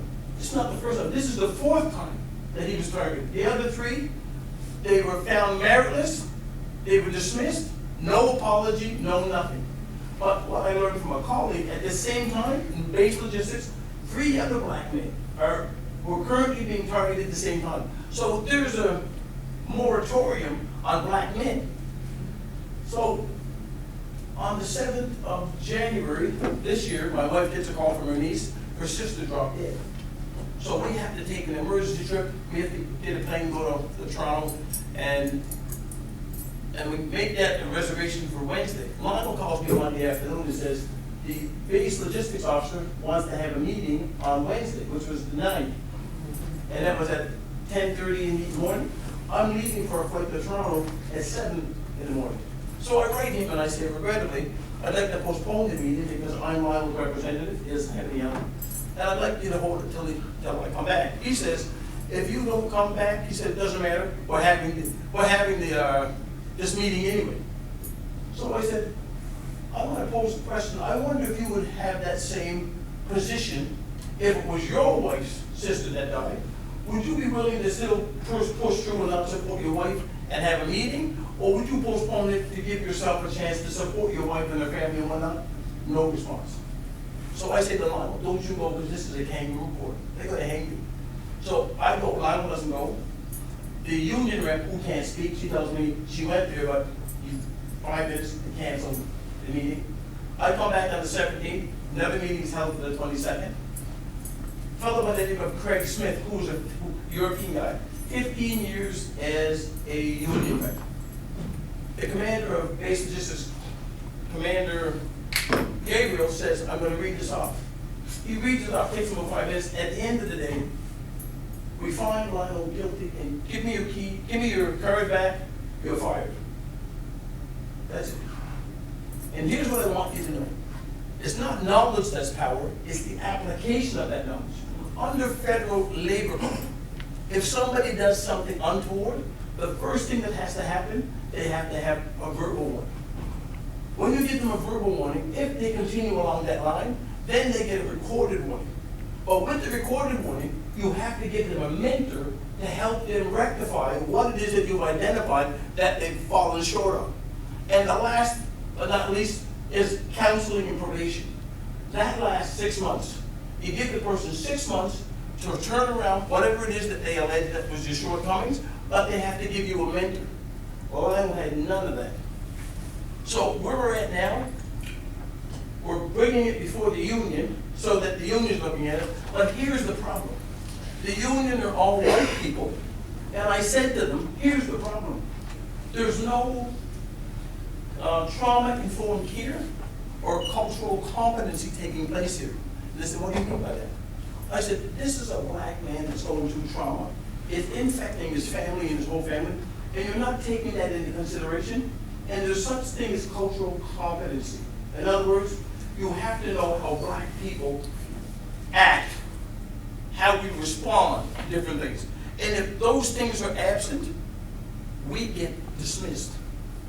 So where it's at now is before the union in Ottawa, and they are of the mind. Everybody agrees. Craig Smith, who was the 15-year union, he's the vice president. He told the Commander Gabriel, this is racism. He said, in 15 years, this has only happened twice, and it was 2 white guys. They were under a year's probation, and what they did was so egregious, they fired both of them. So this brother's being made an example of, not because he's incompetent, not because he's nefarious, because he's black.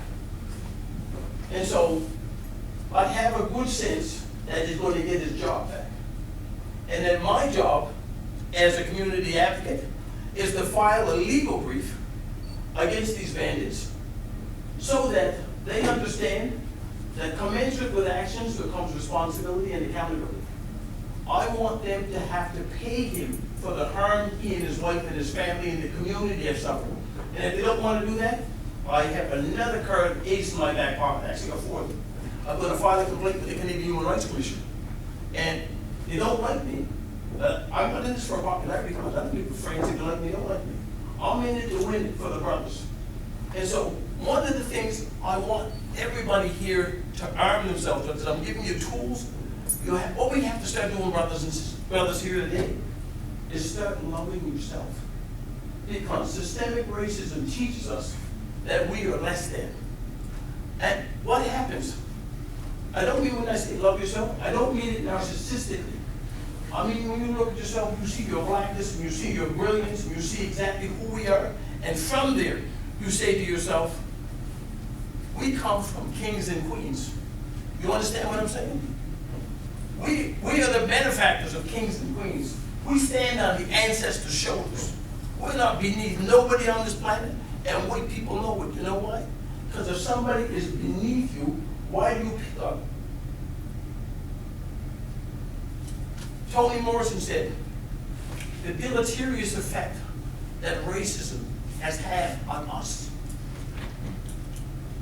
has, by extension, created a neurosis in white people that they have to fix. And let me be clear what I'm talking about there. James Baldwin said the most racist place on the planet was church Sunday at high noon. And I don't know if you all know anything about low-hanging fruit. Nina Simone sang about it. What they would do was they would catch 4 or 5 black people on a Saturday night, put them out in the shed and lock them up. And after church, they'd bring them out and they'd hang them for fun. That was their pastime. That's why they called it low-hanging fruit. And unwittingly and unknowingly, what they didn't realize, you see, listen, we can't stand here and watch somebody be decapitated and say we're not moved by it. It has an effect on us, whether we want to admit it or not. If we watch a rape and we hear everyone howling and screaming, we can't say it doesn't impact us because we're lying. And so, when we look at the construct of society today, and we see mass murders, who's committed it? Black people? Hell no. We don't have the history of treating people inhumanely. The reason why colonialists have North America, they stole Turtle Island. They engaged in what I call treaties that they had no intention of honoring. They did the same thing in Australia. In Newfoundland, the Yamato, they annihilated it. It was a genocide. They're gone, all of them. So there's a history that they have towards us that demonstrates they are the sick ones. You understand what I'm saying? So the first argument that went on, you have to stop. When I say you have to love each other, often have to pass each other, he needs speaking. We strangers. And we don't know. And when we go shopping and go to this place, not all of it, but everyone goes to us continue to stay because they fall in trap to that stereotypical construct that France was on together. It's called cognitive dissonance. And cognitive dissonance is a construct that's put together by European white folks that says, if this brother here travels, we see your brilliance, and we see that they're leaving because of the stereotypical view they have. The one you usually brought on the example. Their mother would allow them to accept that. In other words, they stay with your ladies, your millennials, your thieves, your everything. But guess what? You see, if you were bullied, here's what I know about bullies. Having studied for 53 years. A bully who picks on somebody that they have a good idea they're going to be. You see, I'll give you a good example. We've seen Will Smith slap the brother. Chris Rock. Now, if the rock was up, you think that Will Smith would slap him? Hell no! He'd got your ass kicking here to hell. So you see, that's a bully. And so, in order for us here to put on all of the argument, you have to know who we were and from whence we come. And every morning when you get out of bed, you thank the Creator for opening your eyes for those people you love. And for those people that are turned against you, here's what you need to do. You need to be selfish. Why do I say selfish? Because I want you to forgive them. And nobody say that so that you can be. You see, because guess what? Hate is like a cancer. It consumes the host. So if you want to hold on to that, you ain't going nowhere. Guess what? They could be dead. You still dead. You're a walking, existing human being. Don't let nobody steal your joy. That's why, first and foremost, I give people the help they need. And then when they come, I can pump this into them because I have 32 years experience of how to function after being targeted, not because you're malevolent or you did nothing wrong, just because you're black and competent. And I want us to get there. I want black men to start talking to other black men about your pain. Because intergenerational trauma has taught us to suck it up. And I'm dealing with black ladies in Ottawa and another group, and the two ladies are open and they're talking, but the black men, because we have pride and stubbornness, we don't want to reveal or undercut, but we're suffering in silence. You see, everybody that's smiling is not happy. The people that smile the most are the most tore up inside, because they're trying to hide a pain that they don't want nobody to see. And so I'm giving you the antidote for the pain. The second thing is, once you start dialoguing or writing down what has happened to you, and you start meditating on your well-being. If you're being targeted, call the Brotherhood. Why? That's the helpline for black men. Call the Brotherhood. They will in turn call Ron Millen. Ron Millen will in turn maybe call me, and concurrently call a clinical counseling therapist, a psychiatrist, a social worker, and we work then in tandem. Because now they have help, I can be the hope. And that's the construct we need to combat workism in place. And don't be afraid to speak up. If somebody's mistreating you in the workplace, you confront them and you say, you know what you said to me is hurtful and I believe it's racist. Give them a chance. And whatever they say, you log it. Date, time, put it on paper. Put it on paper, because if you don't put it on paper, the abusers have a history of playing this game. Because they'll log what they want on paper. And when you're cross-examined, they'll pull this one. Well, I don't recall. You see? And guess what? I don't recall is the same as FU. But it gets them off, and you're still on the hook. And I'll give you a good example of that.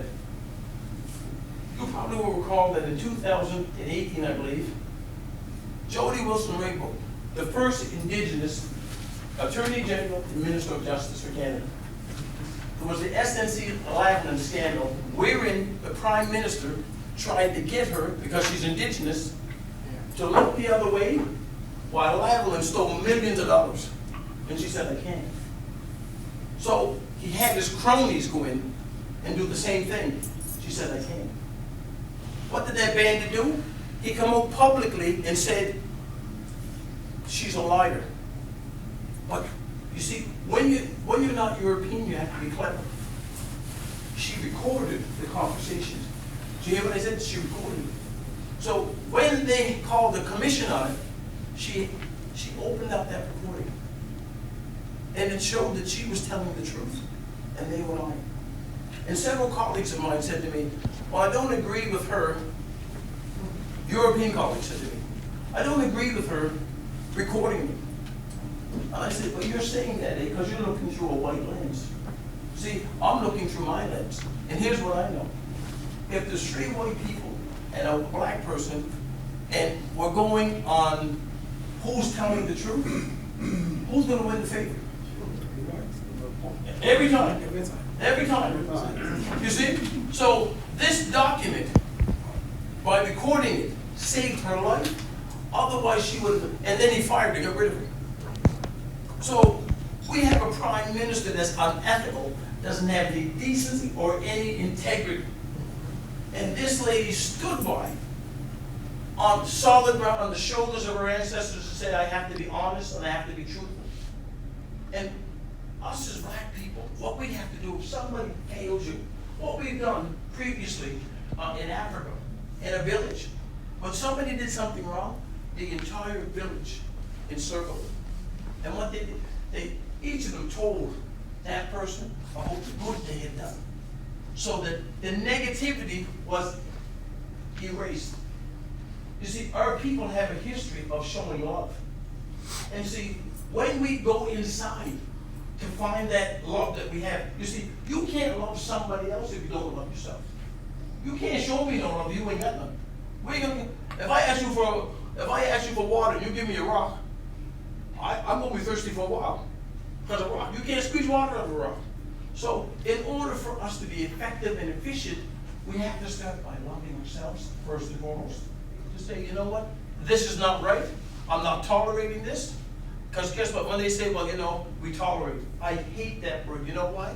I tolerate the cold. You know what I'm saying? I tolerate the rain. When you say you tolerate, it means to put up with. So when people put together narratives and say that we won't tolerate, well, we will, you know, we'll tolerate or we won't tolerate. But I don't like the word tolerate in anything unless it says we're not going to tolerate racism. 8 years ago, with 3 other colleagues, filed a class action lawsuit against the Canadian Armed Forces for systemic racism and institutional discrimination against racially visible and Indigenous people. Stuart McKelvey took it, and we filed it on the 14th of December, 2016. Prior to that, I had several press releases, press conferences. The mantra from the Canadian Armed Forces was, we have zero tolerance for discrimination. But I got complex people. My whole family's messed up. So is that a figment of my imagination, or is that a consequence of what I've been exposed to? It's the latter. So Stuart McKelvey, who's our law firm, took it on a contingency basis. We're now in year 8. As I said, on the 19th of August 2019, I'm happy to announce, we struck with the DOJ, the Department of Justice, which is the Canadian Armed Forces Legal Counsel, something that the law firm said to me wouldn't happen. I said, I want to have established systemic and institutional changes within the framework of the Canadian Armed Forces. Several of the law lawyers we have said they won't do it. It's impossible. I said, well, that's fine. Because Trudeau said to deal with us. So I said, they don't want to deal with that? Fine. And here's what we're going to do. We're going to air people's laundry. Let's go to court and show Canadians how racist white people in the military really are. They came back within an hour. Ruben, they've accepted it. I wasn't shocked. Because you know what? Nobody wants to air the dirt and laundry. I mean, the laundry in public. So, on the 20th of this month, we're going to court to file and have certified with the Honorable Judge Anne-Marie McDonald the systemic scheme that we put together, which is the implementation of the systemic and institutional discrimination in the Canadian Armed Forces. And I want to be clear, we have an ERO, an external review authority. That means we're going to be hiring people that look like us, outside of the military, so that in the future when somebody complains about discrimination, we will have a body of people that look like the victims to hear their story, hear the perpetrator's story, send it back to the Minister of National Defense, but they can't hide no more. Why? Because every year we're going to publish everything that happens. So now we have transparency. And we're going to get people that are joining the military to sign a document. Whether you're currently in the military or you're joining the military, and it's going to say, let us be unequivocally clear. If you decide you don't like black people, guess what? Your best bet is to go to Walmart and be a greeter. Because it ain't going to happen here. The first time you are found, you have no job. And for the people that are in there, the same scenario. That's why it's taken us 8 years. Because they were under the misapprehension we were looking just for money. Guess what? I don't need money today to be a nigger again tomorrow. You understand what I'm saying? So I want for the young brothers and sisters that are so inclined to join, or indigenous brothers and sisters, or people of color that want to join, I want to eradicate that. And at my age, I'm not going to see it come to fruition, but this is going to come to fruition because guess what? We have an agreement in stone. It's going to happen. But my granddaughter, who's 4, 30 or 40 years from now, we're going to see that realization. And as I said, the only way that we can effectively get rid of racism in society, we have to start from K to grade 12 with the real history of black people. Because guess what? When Europeans were in caves, we had universities, we had mathematicians, we had astrologers, we had navigators, we had universities, we had medicine. Don't let nobody tell you that we come from nothing. Slavery is a comma in the history of black people. A comma. You understand what I'm saying? In 800, the Moors, who were from Morocco, and Egypt. They conquered Spain and Portugal. And when they went over there, they found the Europeans, they never took a bath for a year.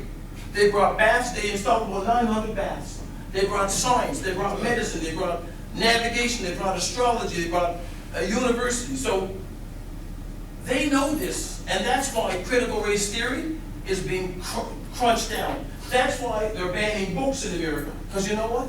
If you don't know from whence you come, you can't know where you're going. You see? They want to keep us lost with these myths. And anybody that's strong, I've studied Russian for 53 years.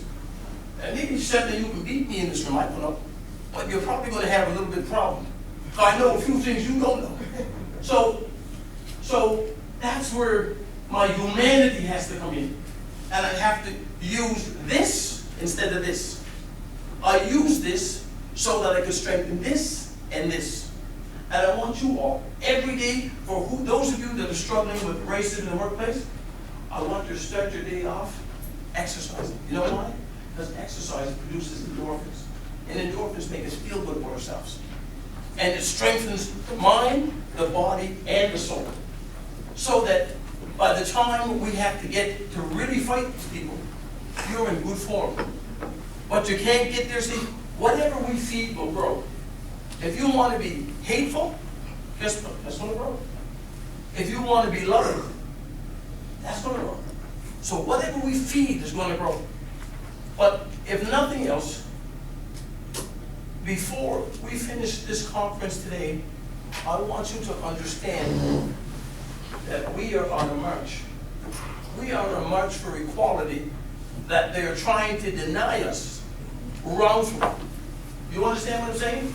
We ain't begging nobody for nothing. We're not coming with our cap in hand and saying, give us, we're demanding our right as black human beings. And we ain't bowing down to nobody on this planet. I'm not afraid of no man, because you know what? The only thing that can take my soul is God. I ain't saying I'm the baddest cat on the block, or I'm the sharpest knife in the drawer, but guess what? I'm in the drawer. I could be a spoon, but I'm in the drawer.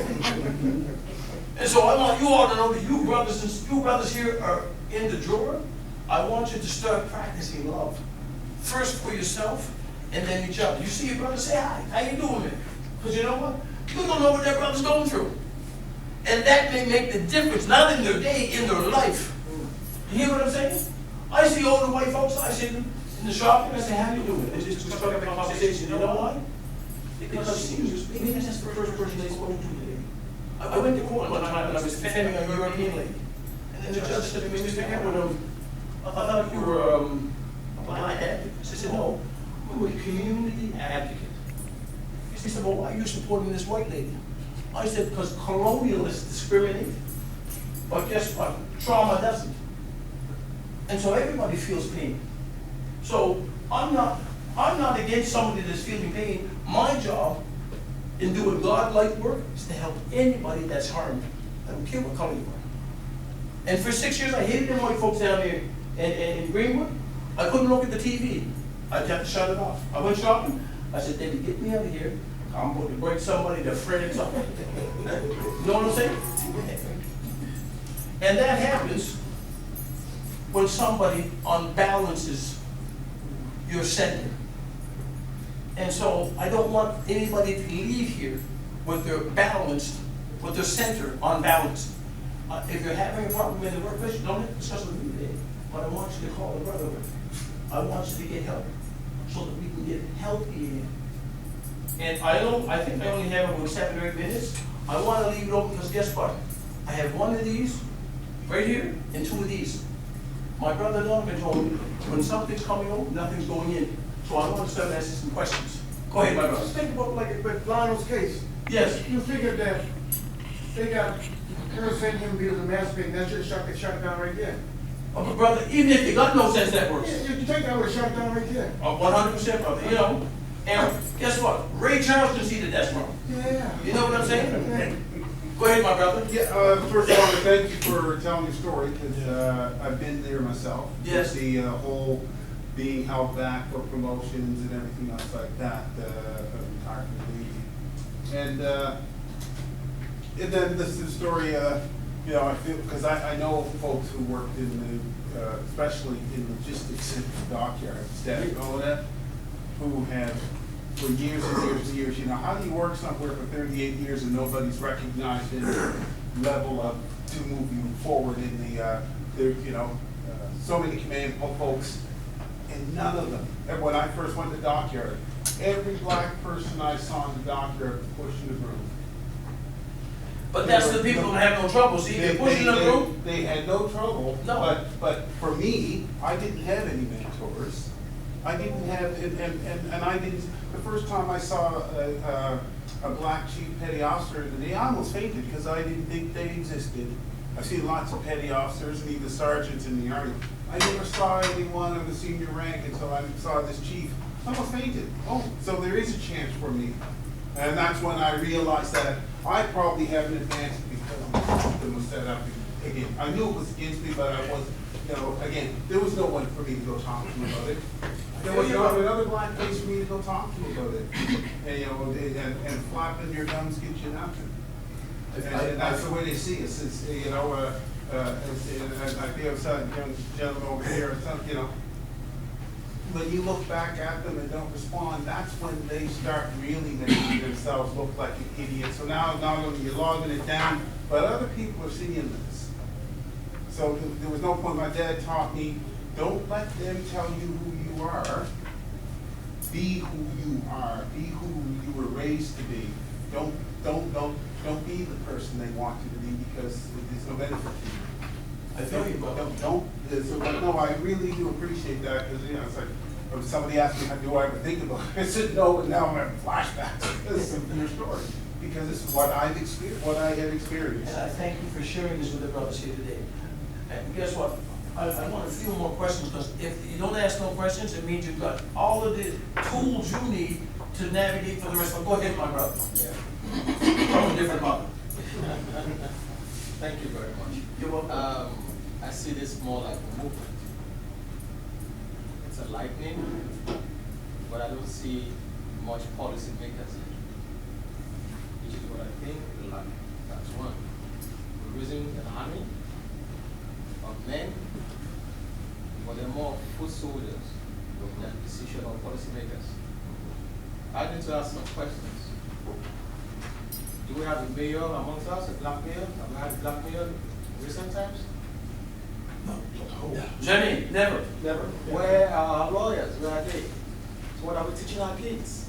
What are they looking up to? Oh, we have lawyers in our community, brother. My nephew's a lawyer. Where are they?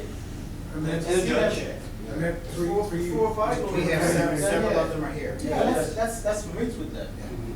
This meeting should go beyond this. It should go beyond, yeah. But I get what he's saying, and I agree with as much as what he's saying. It's done with no action plan. Yeah. It's all good to get together and eat some food and talk about stuff that bothers us. Of course, that's always good for healing processes, but it's forward, it's moving the narrative forward. Because the way you can fight this. Imagine if we walk down the city hall today, we have anything we want, per se. This much black manpower. That'd be crazy.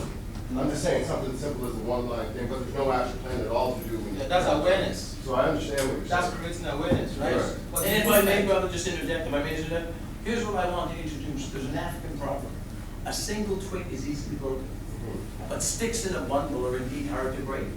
And so before, you see, there's a thing about the evolution of human beings. A baby doesn't start sprinting, it crawls. Then it learns to walk. Then it learns to run. So the Brotherhood is nascent, new, only 5 years. I've been doing this for 31 years on my own. So I'm coming to lend assistance because I have a dynamic plan, which I challenge. So many people told me you're retarded, you're crazy, you can't beat the government. I wasn't in it to beat them. I was in it to tell them, my name is Ruben Alexander Coward, I'm not a nigger. You understand what I'm saying? And I gotta teach my kids, not only to fight in martial arts, but to fight with the pen. So 34 years later, I would do it all again. You know why? Because when the Creator picks you to travel through a course, and you go through the fire, John Manning said to me, everything that goes into a fire doesn't come out. But when you put gold in the fire with the impurities, If you're fortunate for the gold to come out the other side, you have pure gold. And by the grace of the Creator, He took me through hell to the other side because He had work for me. Like Moses in the promise, like Moses went around in the desert for 40 years. So, you know what? Easily gained things, they're easily lost. But things that are worked for, they're worth what they cost. So we can't expect to turn this over in a day. It took 450 years for us to get here. It won't take us 450 years to get where we're going. We have to learn to break the shackles of slavery because the Europeans have taught us not to work together. This symposium is trying to re-inject into you. We begin by doing what we did in Africa before they brought us here. Love each other. Love each other. And when we get love inside, we can extricate that love out. And it's, you know what it's like? It's like the sun. People will see it. And they will gravitate to it. And I guarantee you, for the young brothers in this room, that want to carry this torch, work with us. Apply to the brotherhood. Because when you live, you can learn. And our goal is to achieve autonomy. Go ahead, my brother. Thank you for sharing your story. You're welcome. I had the misfortune of living here for 36 winters. And I have experienced white terrorism. What I'm wondering is I'm wondering and I'm also volunteering. Yes. I think that there's a need to connect, and for those of us who came from the motherland recently, to connect on these issues. Because what I see happening is that they're using people from Africa as almost like replacement blacks. They want people who are not going to cause trouble. Yes. Right? And so they're keeping quiet until their kids go into school. Yes. And then the kids start experiencing things. Right? And so I'm seeing this pattern of our young kids, in some cases, taking their lives. Because they're suffering. Their parents come from Africa where they expect the teachers to have their best interests. Yes. And so the child is trying to explain to their parents that what they're experiencing in school, they don't have any words for it because they came from a place where everybody was black. Yes. And then they come here, and Yes. they're trying to explain this to the teacher, to their parents, and the parents are thinking that the child is just, stubborn and doesn't want to listen. So I'm wondering, how do we make this connection between the African parents to understand the degree of terrorism that they're living with here for the sake of their children? I thank you, brother, for that injection in here. And I want to give you a quick story because I'm not here to denigrate anybody. But you know what? There's some people speak with their tongue on the side of their neck. And I don't like that. We had the minister, her name is Twyla Gross, who spoke eloquently this morning, but she speaks falsely. And why do I say that? 3 months ago, just what you're talking about, 5 months ago, I was called by the Brotherhood to assist a brother who after 3 months had a nervous breakdown and was thrown up right and rushed to the hospital. I wrote Twyla on the 22nd, urgently indicating this man has been targeted for racism in 2 months. He's from Trinidad and Tobago, so he couldn't recognize the nuances coming here of racism because everybody over there looks like him. She responded to me yesterday because somebody in the legislature spoke about me last night. You see, that is hypocrisy. And you see, sometimes kin ain't skin. You see? And so my stomach was turning this morning because you know what? I said, that brother had a nervous breakdown. It's only him and his wife. Where is the support? She sends me a diatribe of nonsense last night talking about, I believe that people will help him in. Those are the people that targeted him. He went to the HR. They didn't listen. You know why? Because by himself, a lamb cannot defend against a lion. And so this is the kind of hypocrisy. We put black people in and install them in these places, and you know what they are? Gatekeepers. They're not helping us. They're lining their bloody pockets at our detriment. And I abhor that. I've been doing this for 31 years, pro bono, which means free. You know why? And John Manning, God love me, said to me, Rocky, I want you to start taking money. I said, John, I appreciate what you're saying, but I'm good. You know what? I knew where I was at. And I can't fathom that if somebody is where I'm at, And before I say I'll help them, I need money. And what if they don't have no money? You see, what we feed grows. So if I start taking money, after a while, my focus is going to be greedy. I just want your money. I don't care about the outcome. So for that reason, the Bible says that the love of money is the root of all evil. And the Bible also says that humility comes before honor. Go ahead, my brother. Thank you so much. Yes. Please, how do you cope with safeguarding your life? How have you been targeted since you have been doing this? How safe have you been with your life? I thank you for raising that question. I'm law-abiding. But you see, brother, you can't do the work I do and be afraid. I only fear God, because He's the only one that can take my soul. A man can take my life. But make no mistake about it, I'm not going to lay down like a lamb. So if you come, you put your hands up and you're not eating, you might have a problem that I can solve. That's how I operate. I'm not saying I'm the baddest man on the planet, but guess what? I'm on the planet. And I've been targeted, and I reserved myself so that I wouldn't have to put these up. But if I have to put them up, by the grace of God, I know how to use these, this. I know how to use this. I know how to use everything. But I don't rely on that. I walk by faith and not sight alone. So when God is walking with me, I fear no man. Because if you kill me today, somebody else will take up the struggle. You know why? Because it's important for all of us. And if it wasn't important, nobody would be here today. We have 300 people. So, brother, I hope that's an answer to your question. But the Bible says that humility comes before honor. I don't challenge nobody, but I let people know. Don't mistake my kindness for a weakness. I'm kind because that's a choice. And kindness doesn't cost nothing. Empathy doesn't cost nothing. Compassion doesn't cost nothing. But guess what? If you put your hands on my wife, my oldest son is 44. If somebody puts their hands on him, the best place for them is Pluto, because I don't have a spaceship. But on planet Earth, all find you. Because if I didn't put my hands on them, I'm going to let another human abuse my children. And my second oldest son is a 4th-degree black belt, so they can play with him if they want. He's a very quiet, unassuming young fella. But you're playing with fire from Rome. Any other questions? So how do we help? How do we join? What can we do? How do we help? What do you do when you go back downstairs? You'll have a package in there with the Brotherhood.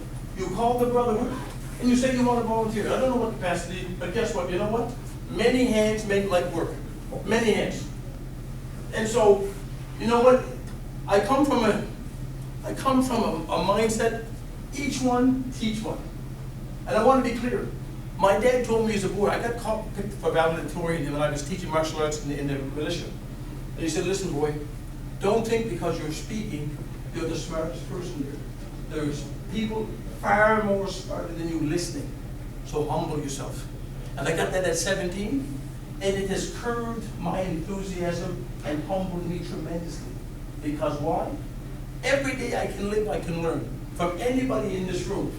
So just because I have the privilege and honor to speak, it doesn't make me think for 1 second I'm better than anybody in this room.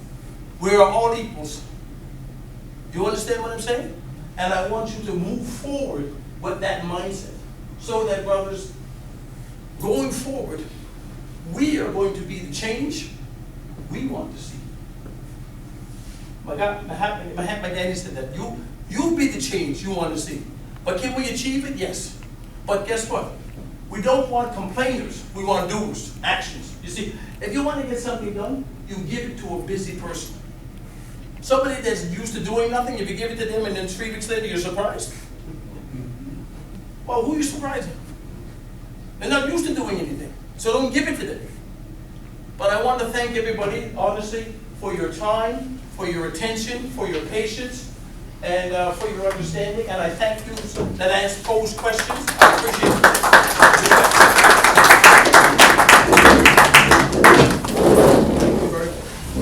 Thank you. Yeah, I'm taking all those. Thank you for filling out those papers, everybody. Thank you, my brother. Thank you. Thank you, my brother.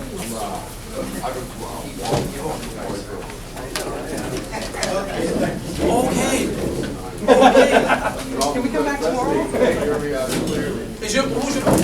Thank you, my brother. Thank you, my brother. Also wants to thank you as well. Thank you. You know what? Hey, and through the pain and confusion, I found resilience.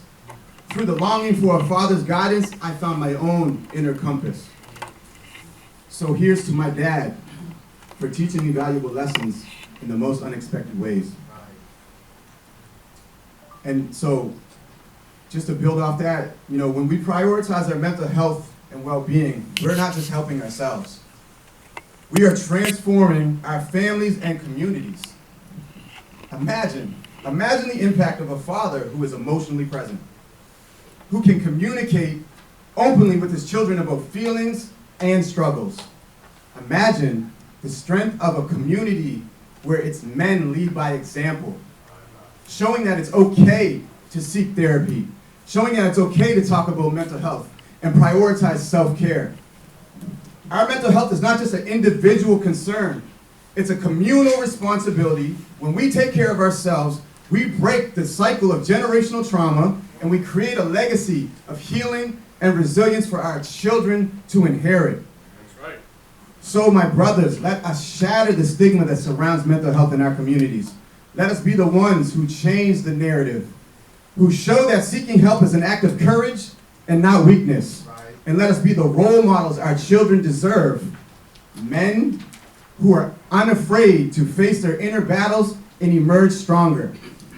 It's time to prioritize ourselves, not just for our own sake, but for the sake of those we love and the communities that we hold dear. Together, let's redefine what it means to be strong, resilient, and whole. I just want to take a moment to thank Preston, Dwayne, Mario, and the rest of the group who are responsible for making today happen. And I also want to thank each one of you who is here today. You know, if we want to see a change, we have to show up and be the change. When it comes to our mental health and well-being, as black men, you know, this has to mean something. This has to mean something, and you being here today shows that it does. It's the 5th annual Black Men's Health Conference, which is a cause for celebration.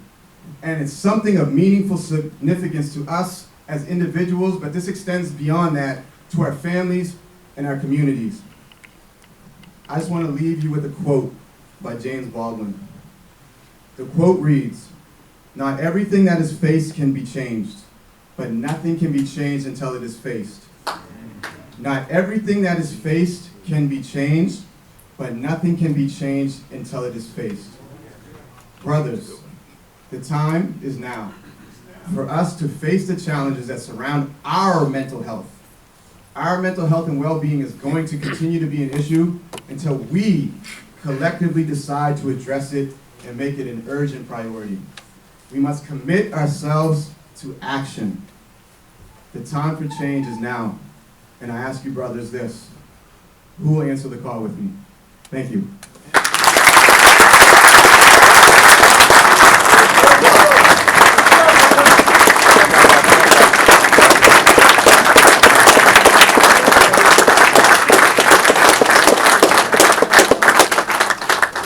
All right, gents, we're gonna get over here because I'm tired. I'm sleeping.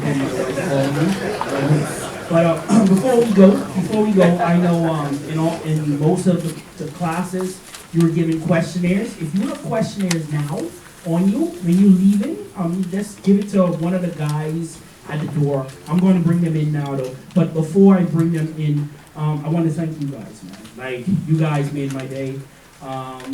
So much Black people in this place. Like, I'm excited. Like, I have my wife messaging me like, "Hey, where are all those Black men coming?" I say, "From Nova Scotia." Right? So, I felt good, right? We have people outside from Truro. We have people from PEI. We have people from PEI here. New Brunswick. You know, just all over Atlantic Canada came into the Bahamas, Caribbean, Africa. All right. So I would like to thank all you guys here. It was you. Yes, Nova Scotia Health and all these other organizations put some money in there, but you made this possible. You showed the Minister of African Nova Scotian Affairs that when we come together as one, we can do whatever. As I mentioned earlier, maybe a couple minutes ago, where the what's next. there is going to be another conference this year, hopefully. And there will be a men's retreat. All right? So with that being said, just keep on looking at your emails, and you're gonna get some stuff. But before we go, I would like to bring out all the guys that made this possible. All the guys that made this possible. Kudos out to Preston. Kudos out to Dwayne and the Brotherhood. The guys, listen, we started this 2017, right? When I tell people the story, they don't understand. Me, one fella named Dwayne, Devon Bundy, and Colin Campbell, right? You came a little bit later, but you was there, right? But still, from 2017, the men who were a part of the 2017 group to now, if you're in the back, you stay there and stand up, or if you're in the front, just come over here. The guys who made this possible today, come over here, so that these men can see who helped put this together. All right? Come on, guys. Come on. Let me see you.